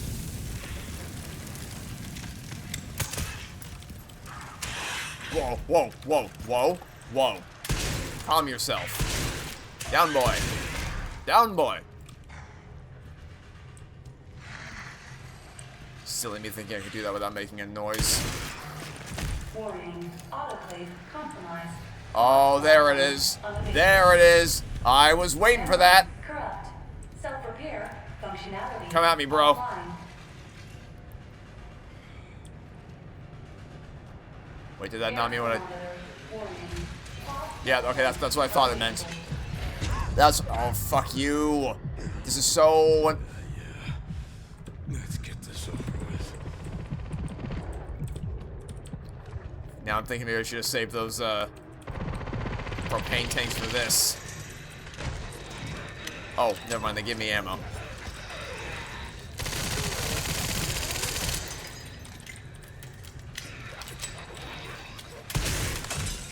The elevator will arrive shortly. Could it arrive more shortly? The elevator has arrived. Thanks for playing, lads. It's been fun. Alright, in we go. Boop.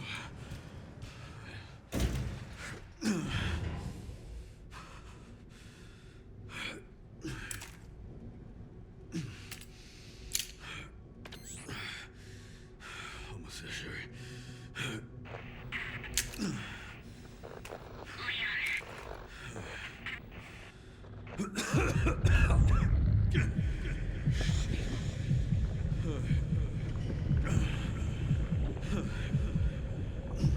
Also, what has Xeno been doing this whole... has he literally just been waiting for us? Like, they'll come back. It's fine. What the fuck is bro doing?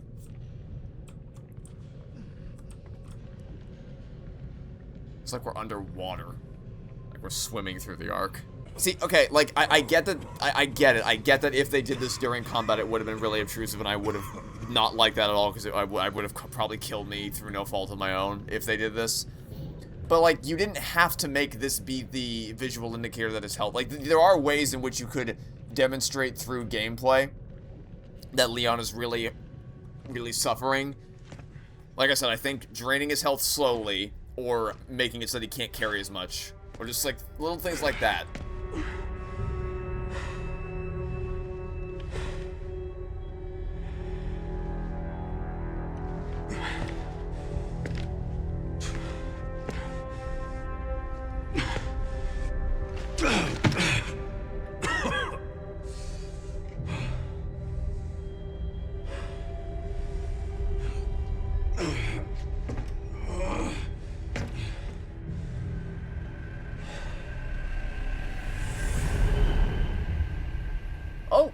maybe we will get another gray section.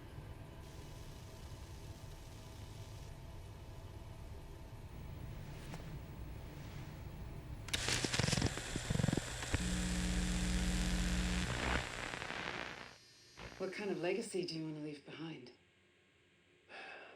My research opened Pandora's box, unleashing disaster upon the world. Except Elpis, the goddess of hope? Or so the myth goes. A blind hope. What do you mean? Humans cannot predict when death will come for them. This is why they have hope. I was wrong, and I am plagued by guilt. Happiness cannot be achieved at the expense of others.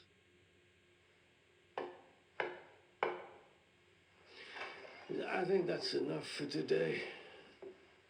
Why did you accept my request for an interview?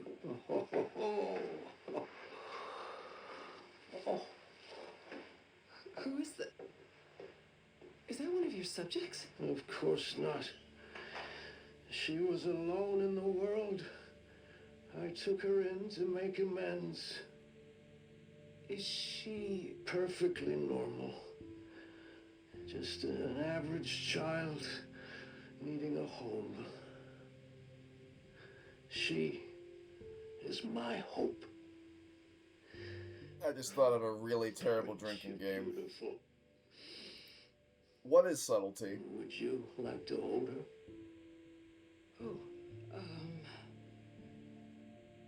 Okay.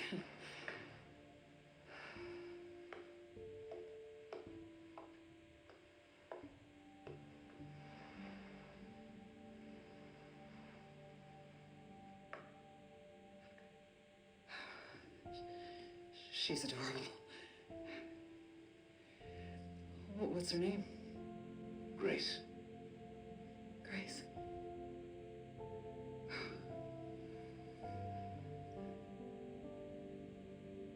Is there anything else you'd like to tell me? I've said my piece. I only hope it serves as a requiem for those who have passed.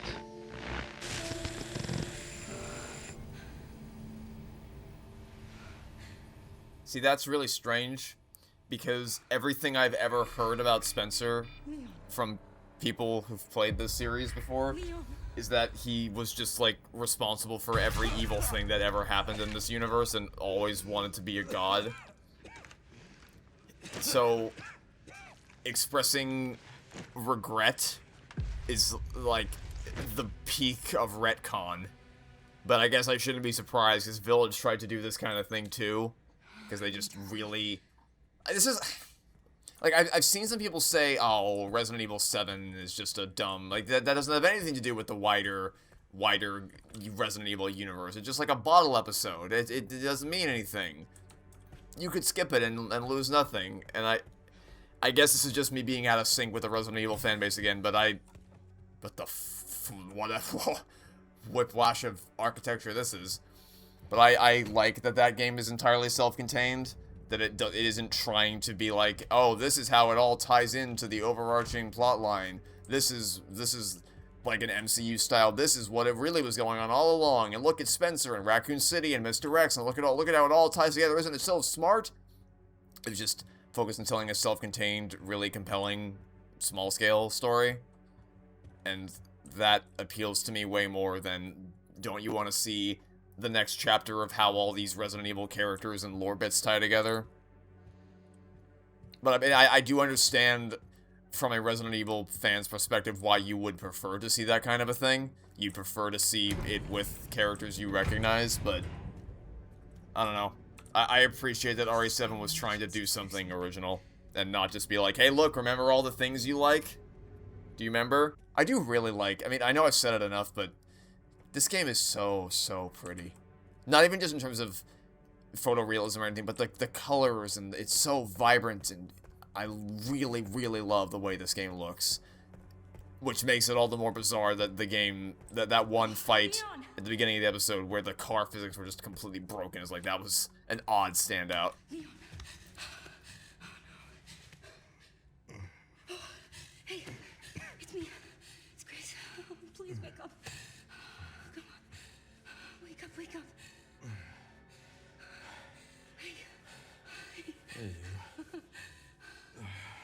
in my eyes.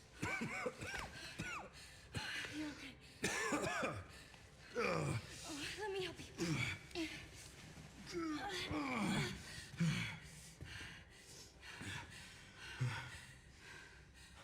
Let's do this.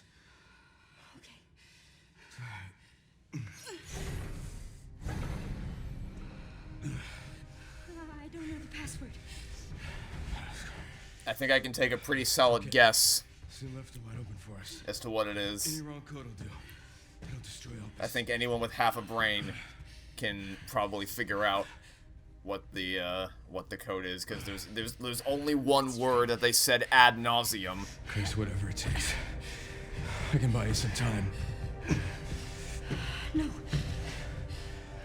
No, I have an idea. I trust you. I trust you.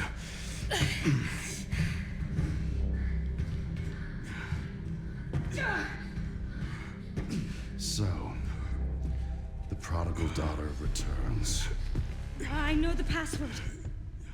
Fulfill your destiny, and all will be forgiven. Only if you let Leon live. Very well.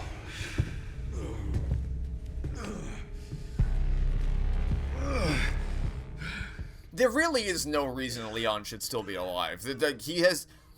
Everything about this whole plan revolves around Grace, which is already problems there, because there's no reason Grace should have gotten to this point. With everything, all the choices the characters have made, she should have died 17,000 times. It's a miracle that she didn't.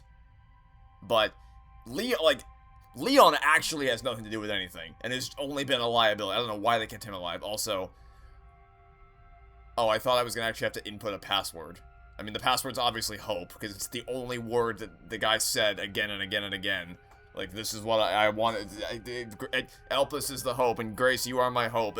It's very obvious. I thought they were doing that because they wanted players to get the password, like, so that leave no room for doubt, so that everyone would know what it was, so there would be that you wouldn't get here and fail.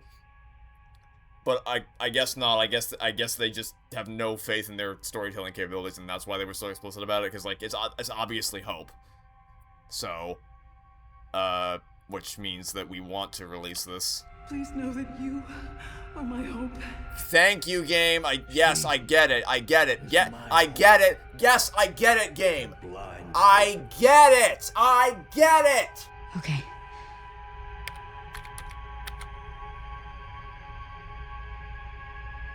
This is it. Dave, they really think you're just so stupid.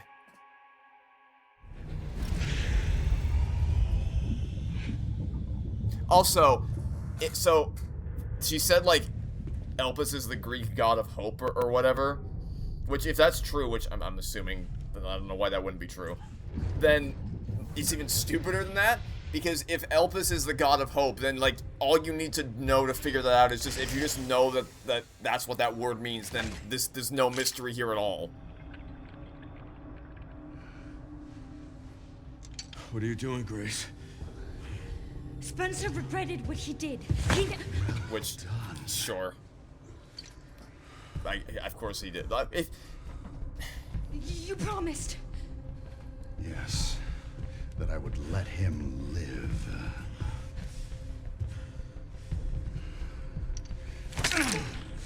What? What? Mr. Kennedy, I give you the honor of experience. So obviously that's not a virus, because this is probably like a cure. I'm not sure Elpis It's probably a cure. He wants to fix. He wants to atone for his sins. But if that's the case, why would you? But you don't think it's a cure, so why would you inject yourself with? What the fuck? What the hell? Why would? Also, if Spencer wanted to atone for all the harm he caused, why would he lock the cure in an impossibly well-guarded underground secret base that, like, self-destructs if you get? He said it would destroy it if you get it wrong. Wait, why would you lock an anti-virus? What? What? No, what? How the fuck are you here? I am humbled You walked all the way here from the highway? Was wrong. But that's even funnier than... It was already funny enough that he died by his own fucking bike. But that's so much funnier. I love the image of him just walking all the way here. You know how far away that... Also, Grace, can you heal him? Heal him. Heal him?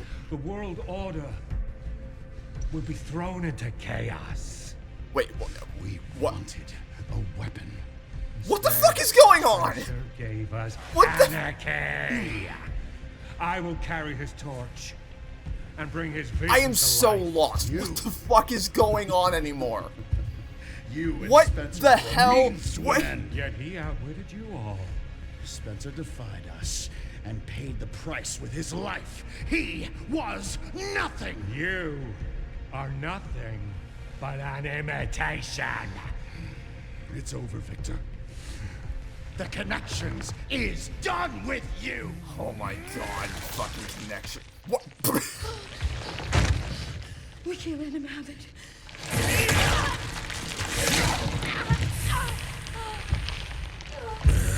We are gonna need to have a long chat when this cutscene is over. There's a billion things just happened. I am struggling to process. Yeah, it's a cure that you took way too long. It's the same. What is it with you and just refusing to heal people? It's the same shit that happened with Emily. Leon, it's working. Wake up. Why wouldn't you? Why didn't you do that immediately? Why took you so long? Let it all come down. How the fuck did you get here? All of it. I can't fucking believe he's actually still alive.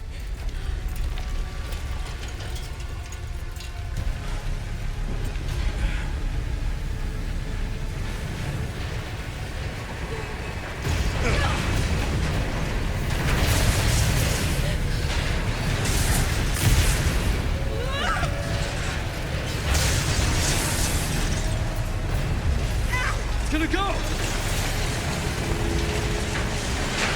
I mean, why not just jump? It worked out for you last time.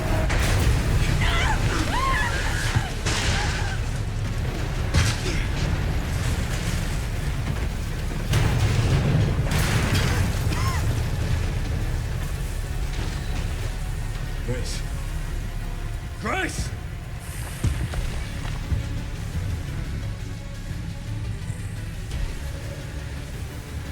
Time to bury Umbrella's last skeleton. Spencer's vision lives through me. No. We are pausing right there. Holy shit. What was that cutscene? Okay, so problem one. Let's go all the way back to the beginning. So let's just buy the clear retcon, at least from what I understand, that Spencer's actually regretted every evil thing he ever did in his life.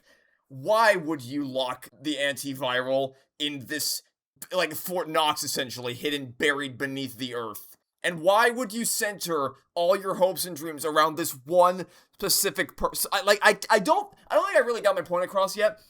Everyone who came after Grace in this game consistently did the dumbest shit possible. It is... I cannot believe that Grace ended up getting here. Like, everything about the villain's plan was contingent on getting Grace here, but what I don't understand is why the fuck wouldn't you have just taken Grace here immediately? Take her, why drop her in the stupid hospital where there's a billion zombies and creepy tall babies trying to kill her at all times when you could have just, if you needed her blood for something, first of all, don't hang her upside down. That's just going to increase the chance of her dying with the blood rushing to her head. That's just, like, that can only harm you by doing that. But second of all, bring her here! Bring her here! Why would you take her there? I cannot fathom that they built their entire planet, based it all around Grace getting to this arc, to this lab, and then just doing the stupidest possible things all the time. And then that's not even factoring Grace's own stupidity of how the hell she's even still alive, given all that she's done throughout this game so far. I don't know why they kept Leon alive. I don't know why they didn't shoot Leon immediately. I don't know why Xeon would no, not Xeno. I don't know why Xeno would inject himself with what he thinks is a deadly virus. Like, if you think that's what it is, why the fuck would you stab yourself with that? I don't know how the fuck Gideon's still alive. That's so fucking funny that he walked his ass all the way here from the highway after getting crushed by his own bike. I love that for the second time in a row, Grace just stubbornly refused to actually heal someone who's in dire need of meds. She just sat there like a grape and didn't inject the antiviral into Leon. And I can't even, and then Gideon just yeets his tentacle out and kills the henchman immediately. Like, what? So, let's track the villains throughout this game, right? So, they introduce Gideon, this kind of admittedly cool, creepy guy. Seems like he might be an interesting villain. And then they have this grand hype MCU reveal where the garage door rolls up and they reveal some fucking guy. And then they kill off the first creepy guy in a hilariously bad motorcycle accident. And then they bring back the first creepy guy 10 minutes before the end of the game and have him kill the second guy? What the fuck? And then there's the question. So, unless I misread that, did he say that after I cure everyone, like after I unleash Elpis into the world, which would cure everyone of this horrible virus, it's gonna throw the world into chaos? What? So, just to make sure I understand this, the villain's grand plan, what we've been trying to stop the whole game, the grand plan is to save everyone from the virus by curing them so he can then cause chaos because he cured them. That's the big idea. And then, of course, he senselessly murders the henchman by decapitating him, but then only gives the tiniest little baby fender bender stab to Grace. And also, I think he set the place to self-destruct. Why would he do that? Why would you self-destruct? You need all this, don't you? If you want to cure everyone, don't you need all this research and all these vials? Why take one? I assume he took one vial because he wants to, like, mass-produce the Elpis. But, like, it's all here. It's all, you don't need to mass-produce it. It's all right here. I mean, look, I knew this game's story was dumb. Yeah, that was made very clear very early on that this game was going to be a dumb as shit story. But holy fuck, I was not at all prepared for just how dumb that was going to get. Oh my god, I cannot. I actually cannot. Okay. Well, now let's do a boss fight, I guess.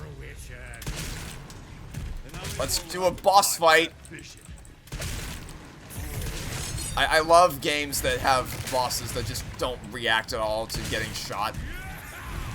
So you can't even tell if you're damaging them at all. Let's just have...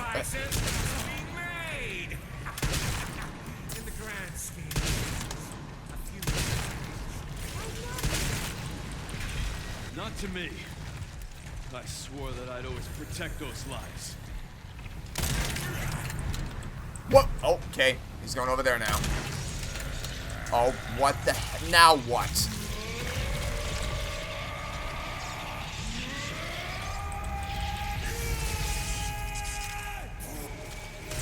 Whoa, whoa, whoa, whoa, whoa, whoa, whoa, whoa, whoa, whoa.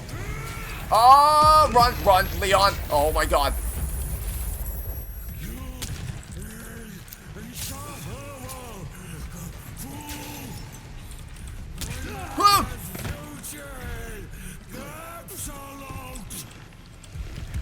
Hi. Ow. Okay, let's not use the sniper. Sniper is not good for this battle. We are not going to use the sniper. That is not a good idea. Oh no. I'm thinking maybe I should have gone back to the safe room before this.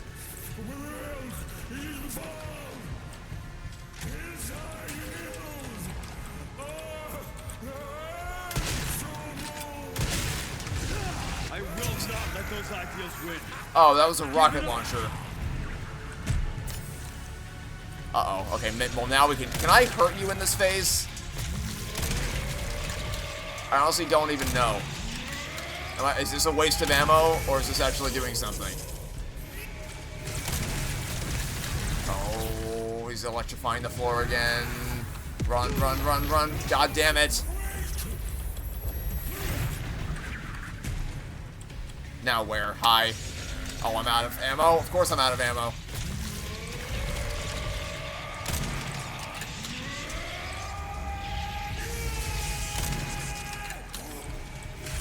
I have no idea if I'm actually hurting him or not.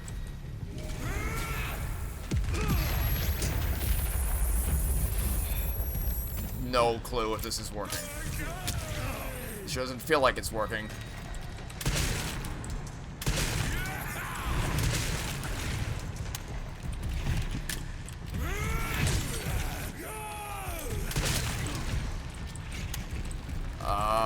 Reload.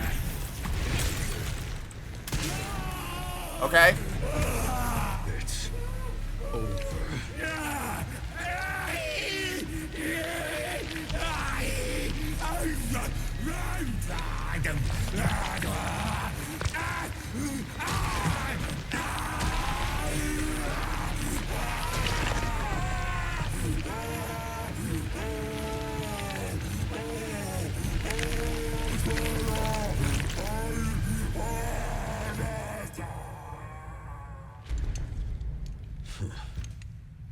Good riddance.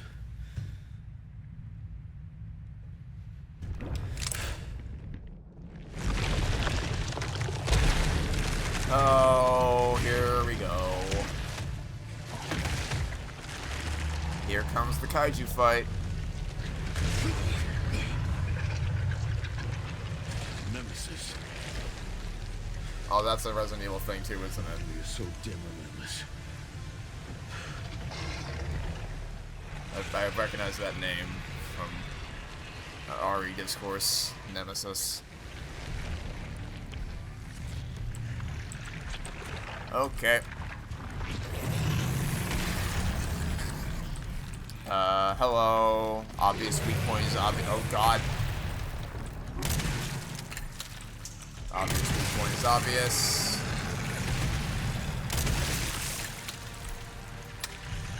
Oh. Oh, no.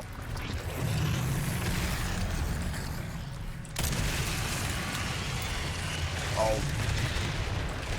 This feels like it should be the boss fight of a multiverse game with all the purple shit that's... Oh, Jesus. Popping up everywhere. Like rifts being torn. Space-time continuum or something. Oh, it's just a pistol on these. Why not? Oh, one... Oh, if it's that easy, then I... Okay, when we inevitably fail this fight, we'll keep that in mind for next time. Don't waste sniper shots on the small guys. Pistol is good enough to take those out. Oh. Okay, let's go ahead and heal. The big ones definitely don't go down that easy though. Ow. Oh. That's good. Shit, he blocked it. Let's use the last of our shotgun shells first. We can. Come on, reload. Two. Yeah, good. Run. That's one down.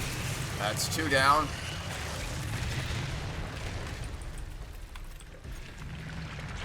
Okay, just pistol for these. Don't waste any. Oh. Uh-oh.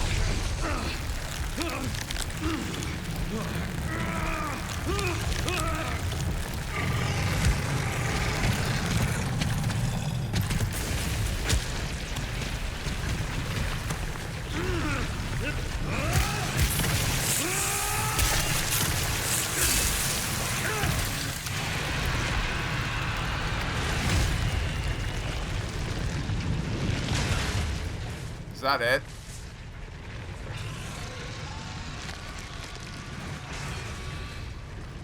That can't be it. Mother Miranda's fight from Resident Evil Village is way more grueling than that.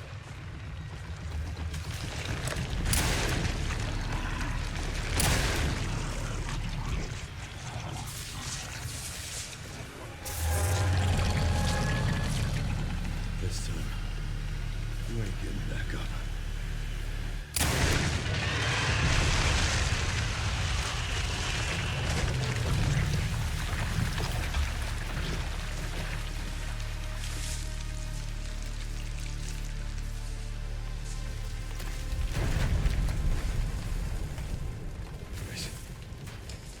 Grace, where are you?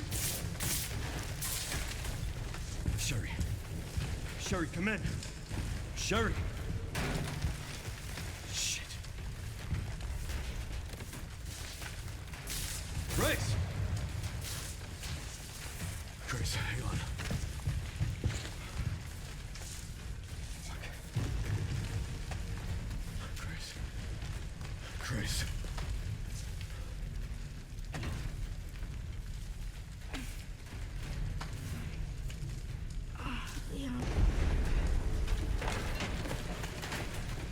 We need to get you out of here. Come on. Let's get you out.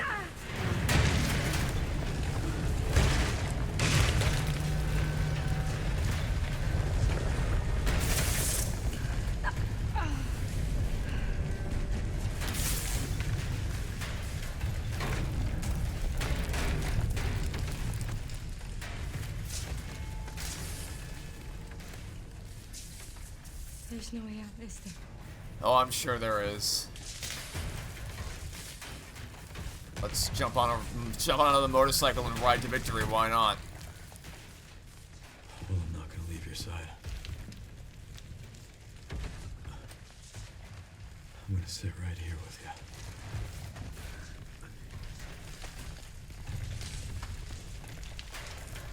So just to be crystal clear on what happened here, we stopped Gideon from unleashing a cure for a virus. That's what happened here. That was the master plan.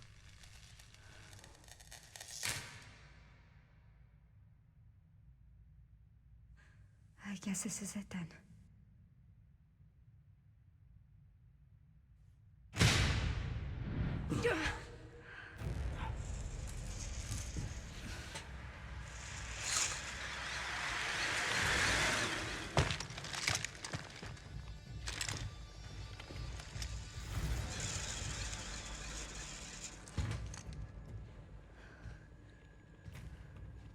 Leon S. Kennedy?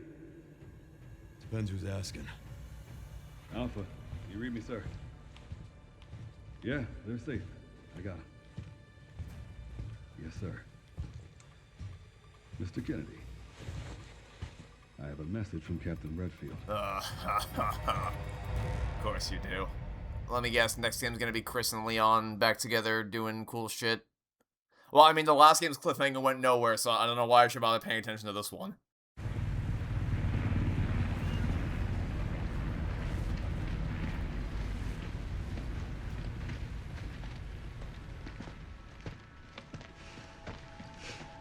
I'll be damned.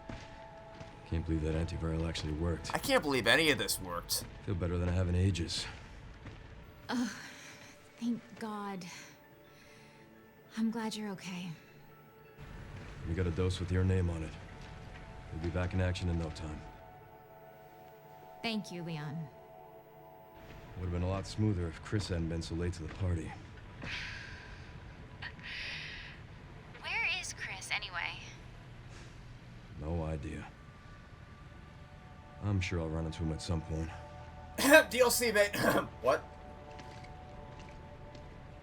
Yeah, I'll call you back.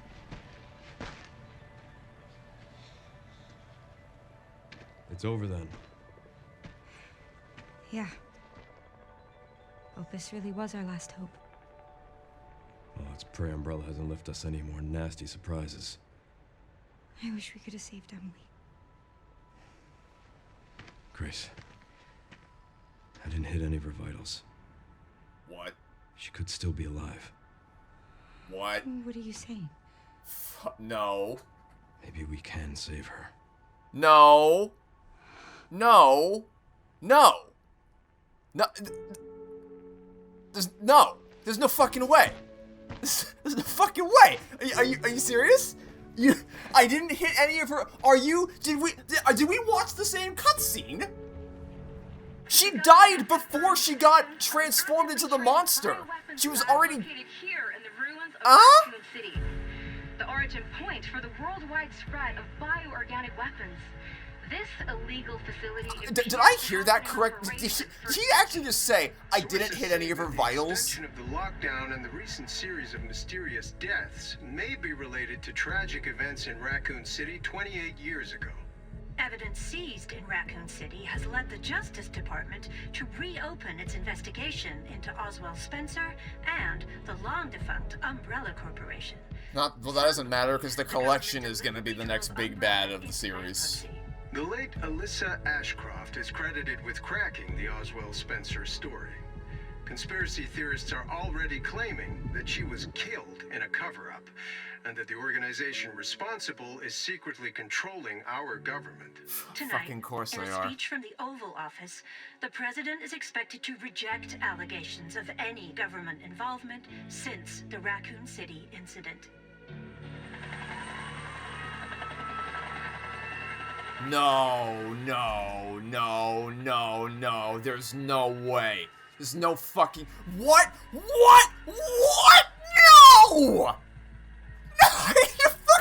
No! You liar! You dirty little liars! She's not in a cocoon! I watched her physically transform into that creature. I watched her do it. Her hand literally morphed into a monster. It wasn't cocooned by zombie goo. Didn't hit any vital organs. Fuck you and the motorcycle you rode in on. Fucking didn't hit any vital organs. My ass. Come on, man. That's. So wait. So is this a grand revelation you had, or did you realize this the entire time and you just knowingly left a bioweapon just lying around? You could tell at a quick glance. You just were immediately able to discern that, oh, I didn't hit any vital organ. You got blindly fired into it, but yeah, I'm sure I didn't hit any vital. Fuck off. If you knew that, why didn't you say anything? And if you didn't know it, then what made you realize it? Let me guess. Is this like a playtest thing? Like, they tested the game and people called Capcom horrible monsters for killing the small child that we barely got to know. And so they capitulated and contrived some abject horseshit so they could all live happily ever after.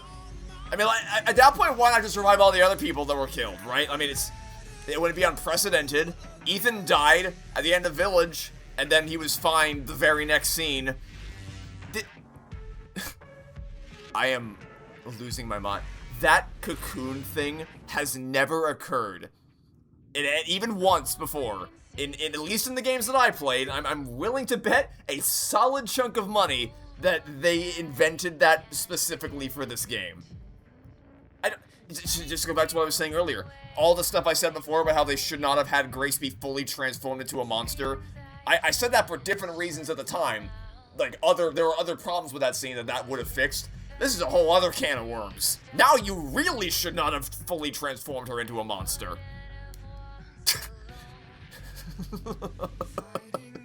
I didn't hit any vital organs. That's whatever. I'm just thinking about all the shit that happened in like 10 minutes. The last few cutscenes of this game were so funny. So funny. Alright, well, that was Resident Evil Requiem, I guess. What an adventure. Oh my god, what an insane batshit roller coaster ride of a video game. What an adventure. I mean, I had fun with it. Yeah, I'm not gonna sit here and tell you that I didn't enjoy playing this. I recorded 4 episodes in one sitting last time. Like, I would not have done that if I, like, hated playing this game or anything. And I do feel it necessary to clarify that because I went pretty hard on it for a while, and I'm still going pretty hard on it. But yeah, I don't want to make it seem like I think this is one of the worst things that's ever been made, on par with, like, Last of Us Part 2 or something. I would stop well short of calling this game terrible. That being said, the story is terrible. The story is a fucking batshit insane hurricane. There was no coherent string of events the entire time. Nothing made sense from beginning to end. It's all broken. Within the first 5 minutes, it was... I like the idea of some of the things in this game. You know, in how Grace and Leon's characters complement each other. I talked about this a little bit when we were in the attic with Leon.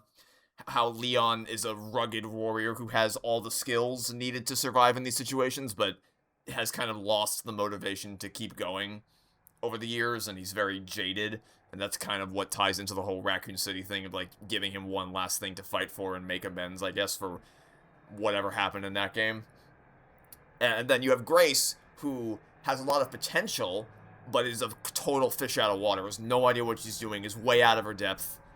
So that's, like, I like the idea of how those two characters mirror each other, but they don't do anything with that. They barely are on screen. Like, the last time they were on screen together was when Grace was mad at him for bullshit reasons for shooting the horrible monster. And then they didn't talk at all until the end of the game, but we're supposed to, like, think they've gone on this big life-changing journey together, and I don't... The writing is completely... It's so all over the place. And even if the stuff with those characters was good, the rest of it is so stupid, it's just impossible for me to take it seriously. From the very first cutscene, the writing of this game is broken. It's... One, you have, like, immediately really bad expository dialogue of the guy being like, I know your mother died here, and da-da-da-da-da. But that's totally... That's a paltry complaint compared to the fact that they sent her in alone. And, like, you could have fixed this. You could have... Resident Evil 7 had this nailed down. You could have fixed this. It would have been way better if, much like what Ethan did for the Baker house, Grace went to the Renwood Hotel of her own accord, not on orders from the FBI. The FBI should have demanded she stay far away from this case. They should not have sent in their most cowardly, traumatized, and generally unqualified analyst. She's not an agent, she's an analyst. You should not, if you need her, if you absolutely need her there to examine the bodies or whatever, send her with someone. Don't send her alone, for God's sake. That's so... And then it just unravels from there. Like, why bring Grace somewhere where everything is trying to kill her when you need her alive for your master plan? Why didn't you bring her right to the lab and end the game immediately? Why did Grace need Emily to solve the Braille puzzle? Why would Gideon have never killed Leon? Why would Grace crash the helicopter instead of shooting the one zombie breaking through the windshield? Why is the villainous plot to save the world from a virus? Why didn't he kill anyone earlier when he effortlessly just killed his henchman with no qualms whatsoever, but then immediately turned around and just, like, gave a tiny poke to Grace? Why does Grace take forever to heal Emily? Why does she take forever to heal Leon with the antiviral thing? It's just like Gideon surviving the fucking motorcycle crash, walking to the Ark. The fact that Emily is somehow still alive. Look, I'm not gonna harp on it. Okay, I'm not gonna harp on it. I went over all of the many ways in which this game's story just breaks as we went through the game. I'm not gonna... I don't... There's nothing else I can say on the note that I haven't already said. I'm just not gonna harp on it. And you know what? I'll say this. Grace's actress, phenomenal job. Especially when her mother died. We as the player have no reason to care about her mother at that point in the story, because we barely got to know her. But she did a phenomenal job acting her heart out in that scene. And it would not surprise me at all if she wins Best Performance of the Game Awards this year, just for that scene alone. Especially because I think this might have been her first ever, like, major acting gig, or at least her first major motion capture gig. I think so. And if that's the case, like, wow, just give her the award right now, honestly. I don't know what anyone else can do in a game this year that might top that. But, like, that's really the one point of praise I have, because all of the everything with this game is just, it just rings totally emotionally hollow to me. What's original, what was specifically invented for this game, all the original stuff, is not well set up at all. Like I said, Grace's mother and that relationship was given no screen time, so I don't care. Leon's illness is like, okay, here's the other thing with Leon's illness impacting gameplay in the final part of the game there. Obviously, we had hints over the course of the game that he was sick. Like, we knew he was sick, and he had bouts where he would be coughing up blood, or generally kind of visibly demonstrating that he was kind of not his normal self. But there were zero gameplay inhibitions until literally right at the very end. It's not like we gradually got more and more of him, like, gradually carrying less and less ammo, or gradually having less and less health, or just something that would gradually show through gameplay that he's getting worse and worse. They just backloaded all of it right at the end, which is, yeah, it just doesn't, that could have worked a lot better if they had properly set it up. And then there's everything to do with Emily's death and revival, which is just, so dumb. I think one of the biggest things with this game that prevented me from really getting on board with it is just that most of the problems in this game are all her fault, and she makes horrifically stupid choices that I, as the player, never would have. By the way, I've been pretty vocal in the other Resident Evil playthroughs about how much Ethan just annoys the fuck out of me in Resident Evil 7, but that's just because his lines are kind of cringe. You know, there's a charm in making fun of the cringe. But Grayson in Requiem is more akin to Ethan in Village, where he makes horribly stupid choices in that game too. But I don't know if anything Ethan does in that game is as nearly as bad as some of the shit Grace does in this game. Like, grabbing the helicopter joystick is profoundly idiotic. Alleged FBI analyst here, ladies and gentlemen.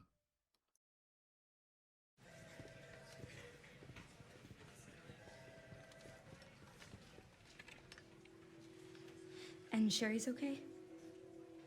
Oh, good. I'm so glad. Emily, yeah, she's doing great. I'm actually teaching her how to read.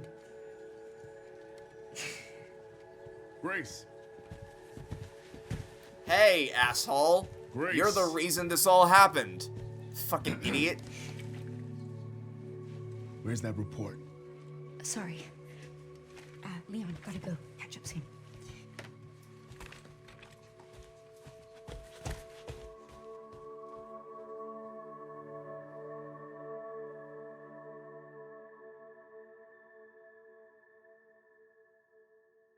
Okay, cool, I don't care.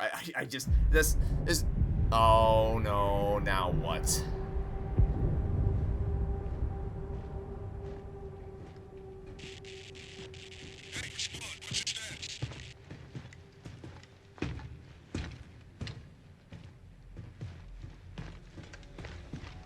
Remaining BSAA forces have been neutralized.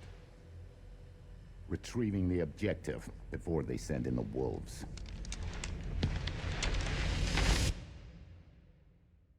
Okay.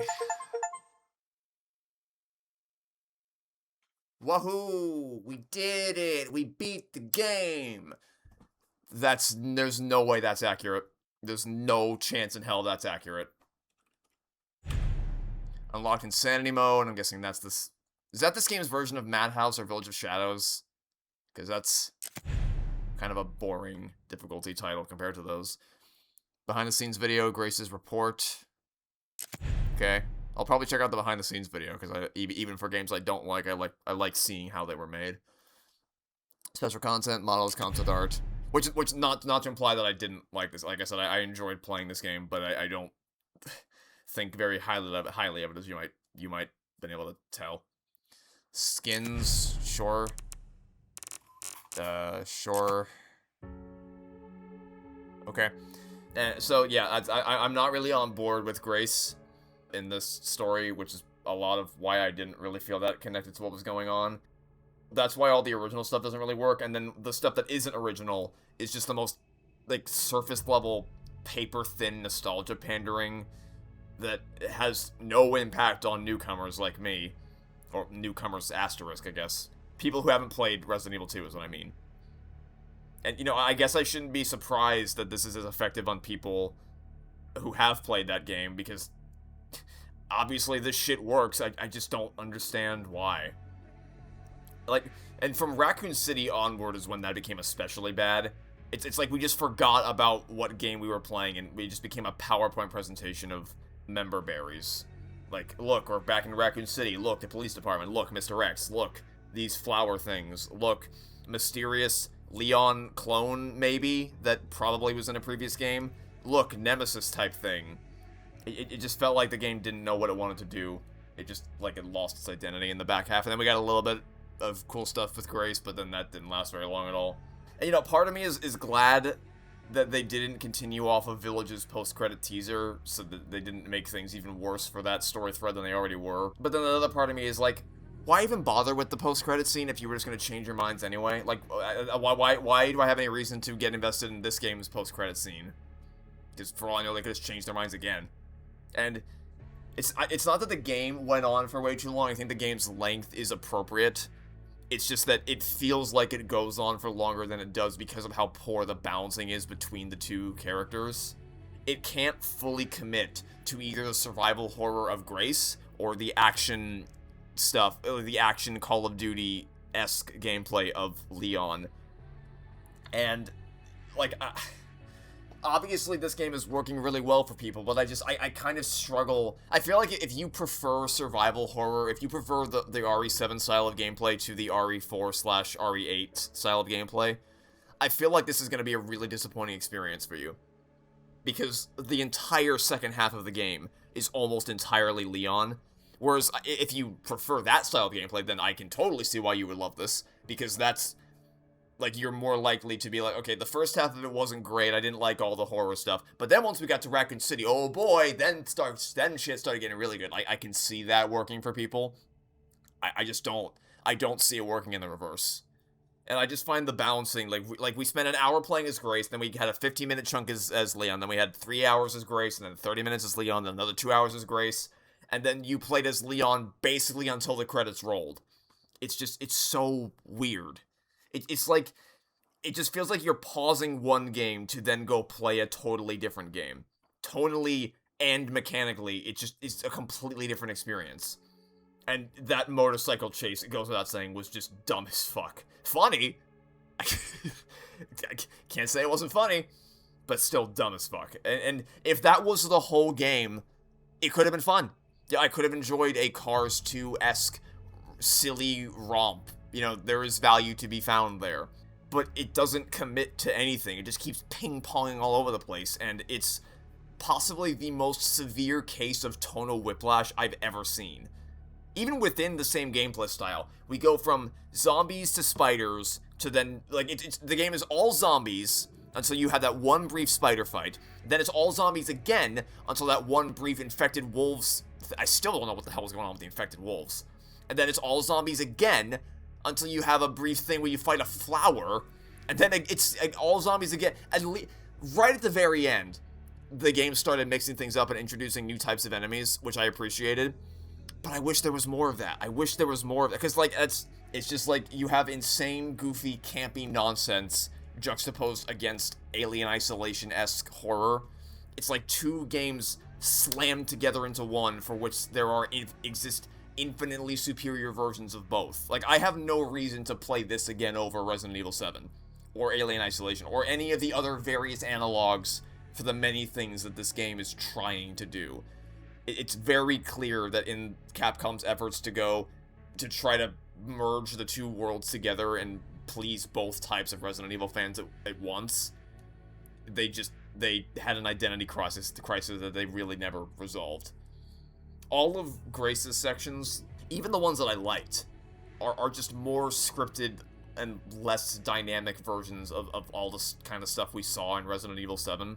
With, like, I really liked the Orphanage. I think the Orphanage is probably the closest they came to really recapturing some of the vibes that RE7 was going for. And if I played that in VR, it probably would have scared the shit out of me. Also, that last section with the liquors was really strong. The early section with the tall girl. The basement was kind of like, I did like some of Grace's sections, but I don't know why I would ever play those again over RE7, right? Because a lot of the horror, less so towards the end, but a lot of the early horror came from cheap jump scares, which I really don't care for. Ostensibly, there's more variety of enemy design because they're all different human beings that you're fighting, but it actually feels like there's less variety because they're all just zombies. if they had the spider stuff and the zombie stuff and the wolf stuff throughout the rest of the game, that would have been on top of the lickers. That would have been probably a pretty decently balanced like suite of enemies you could fight.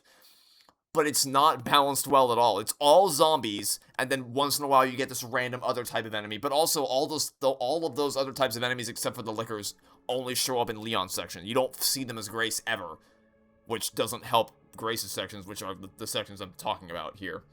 And I acknowledge again that some of this comes from me not being in VR. Because I even said in my Resident Evil 7 playthrough that I don't think I would have been as emotionally affected by that game if I didn't play it in VR. But I am trying to, like, scale down my feelings in accordance with the medium through which I'm experiencing this game. And what I mean by that is, like, the orphanage, I know, would have terrified me in VR. I know that for a fact. I know that I would have been scared shitless if I did that in VR. That was really excellent stuff.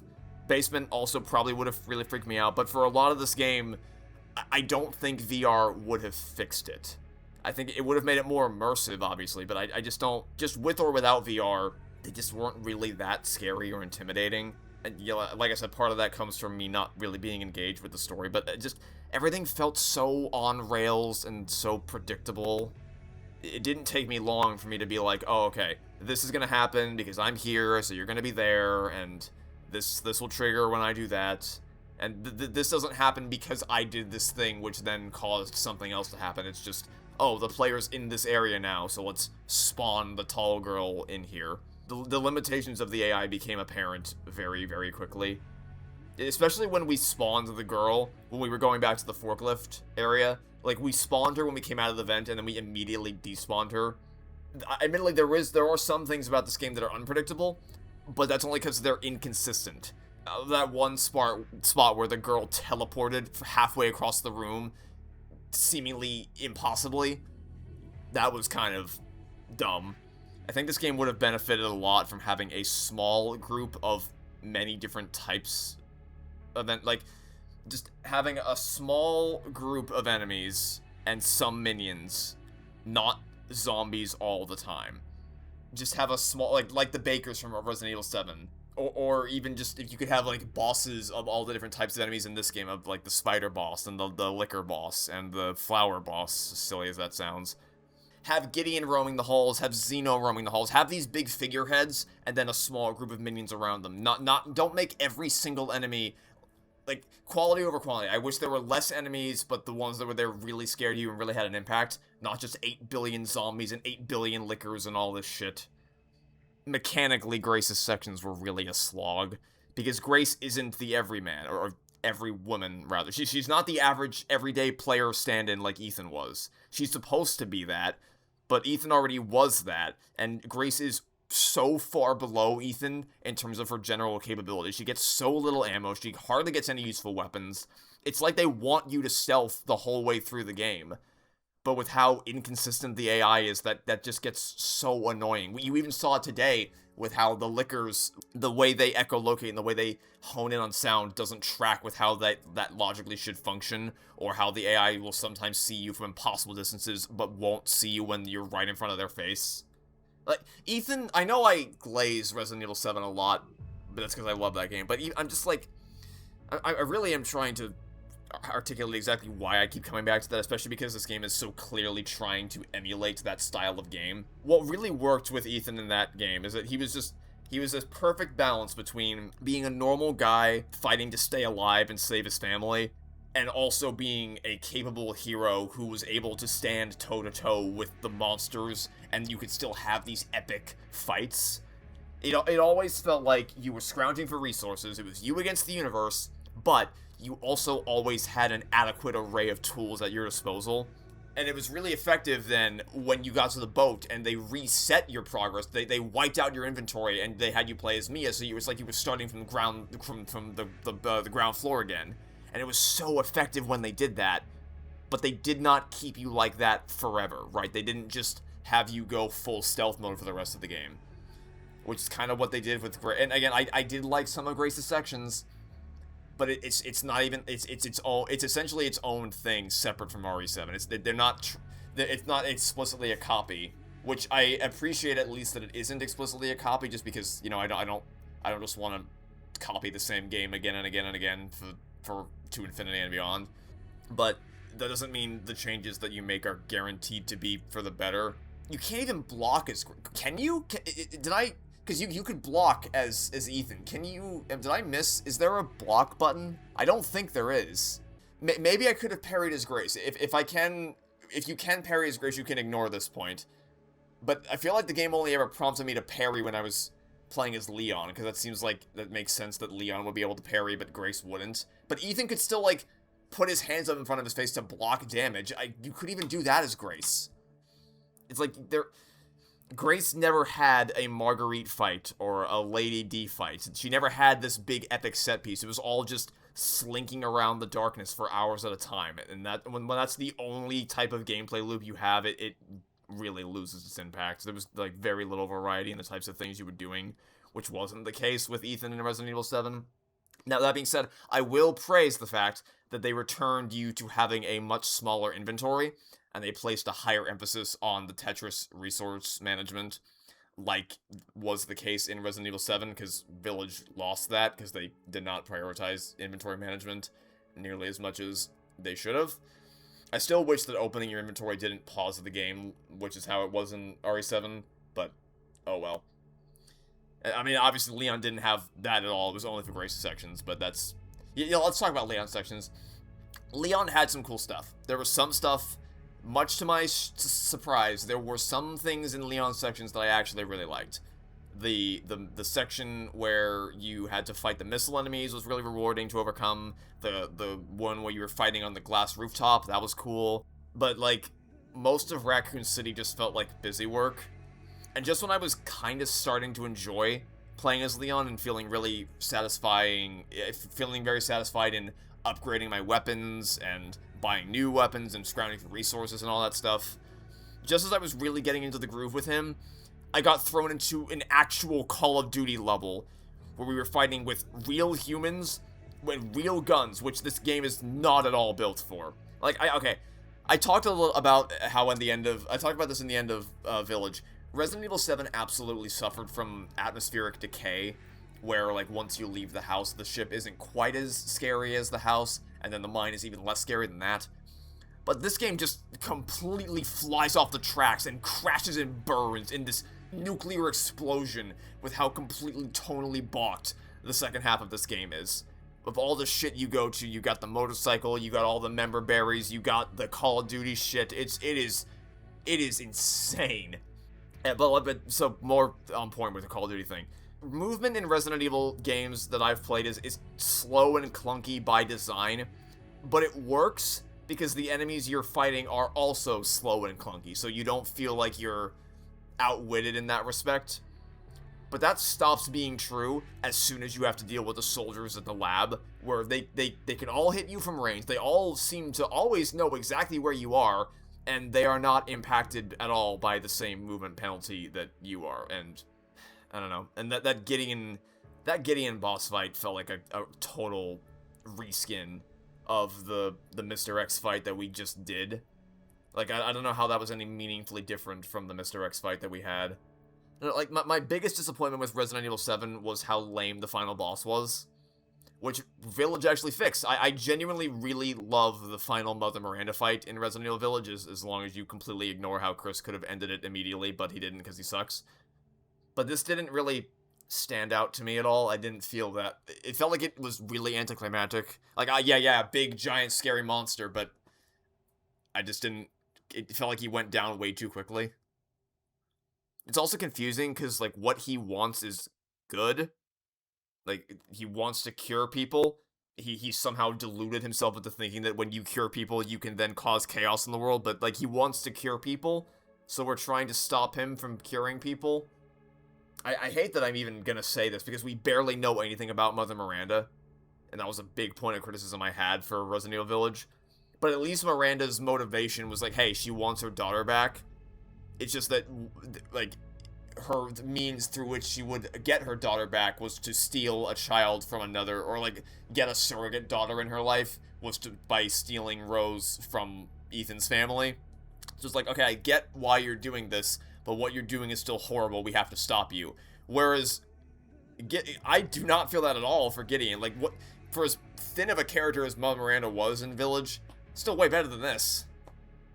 But I guess that's story stuff, and I don't know if I really have anything else to say about Leon gameplay-wise, other than just the lack of inventory management with him is kind of boring.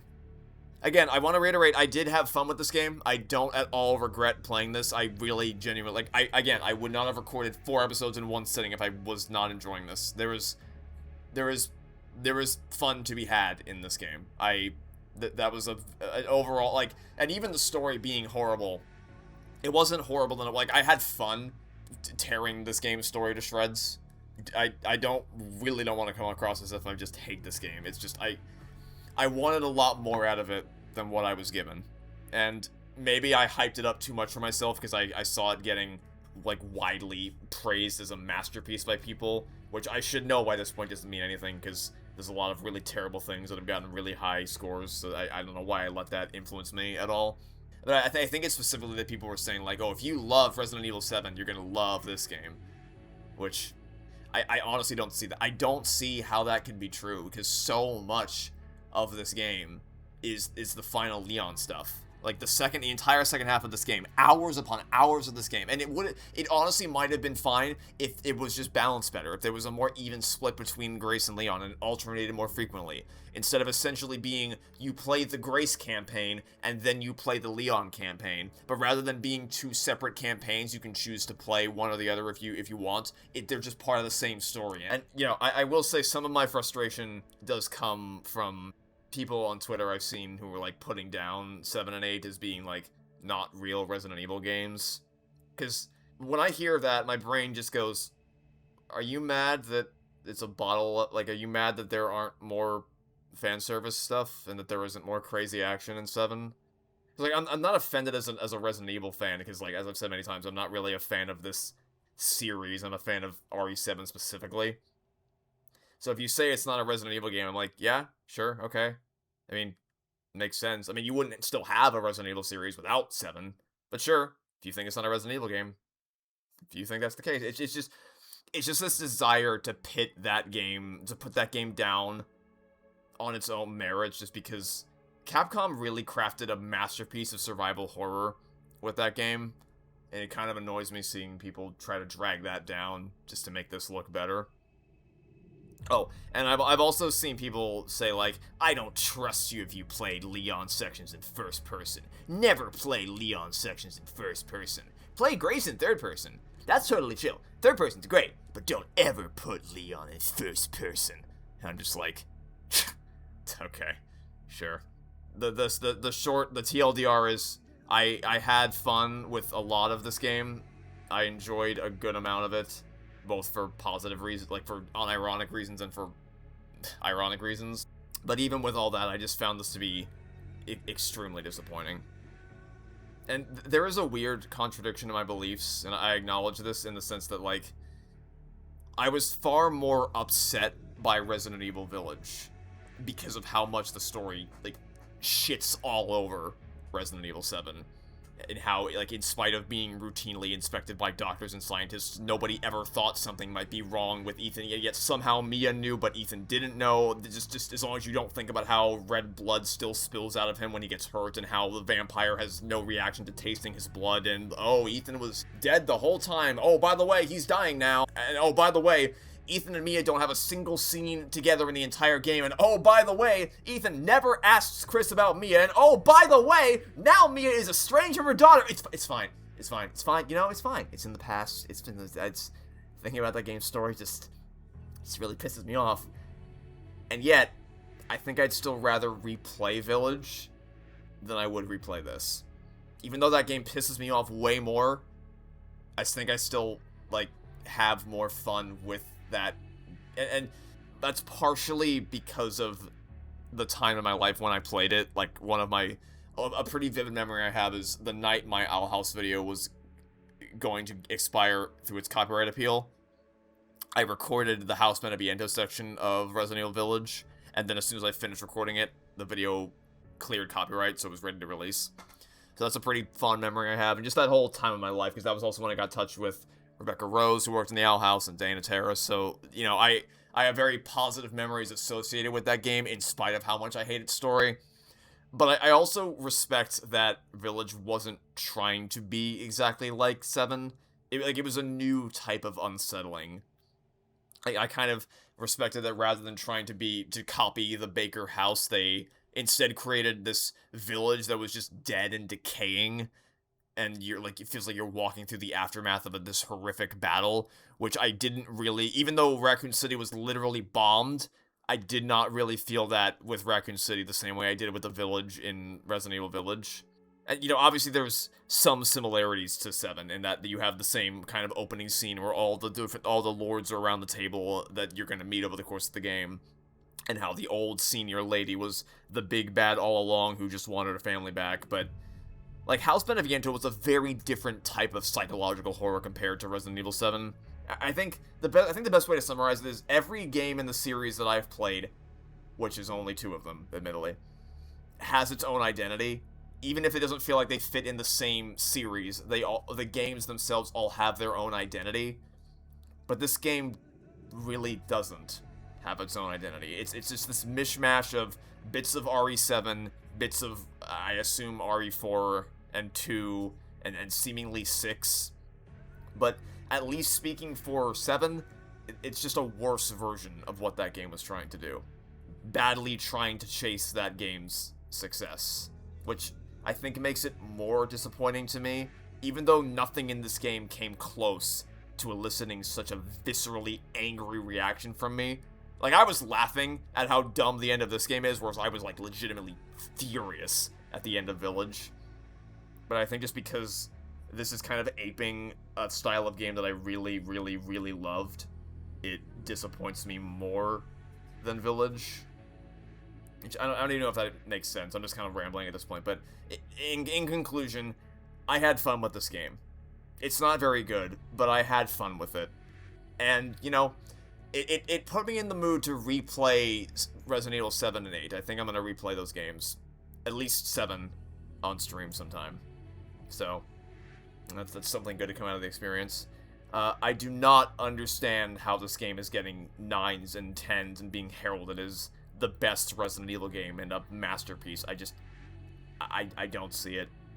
It actually baffles me. I don't know what's going on. Without making extremely uncharitable, cynical assumptions about people, like, oh, you just like the Raccoon City stuff, and you like the nostalgia. Like, without going to that extent, I don't know why this is getting so universally praised. Like, I can see people having fun with it. Like I said, I had fun with it. I totally understand why someone would enjoy this game a lot, because I enjoy this game a lot. Maybe not for the reasons that they wanted me to enjoy it, but I still enjoyed it. But that level of high praise is just like... I wonder if it's just because AAA gaming is in such a dire state right now, where nearly every big budget production is just a gigantic pile of shit.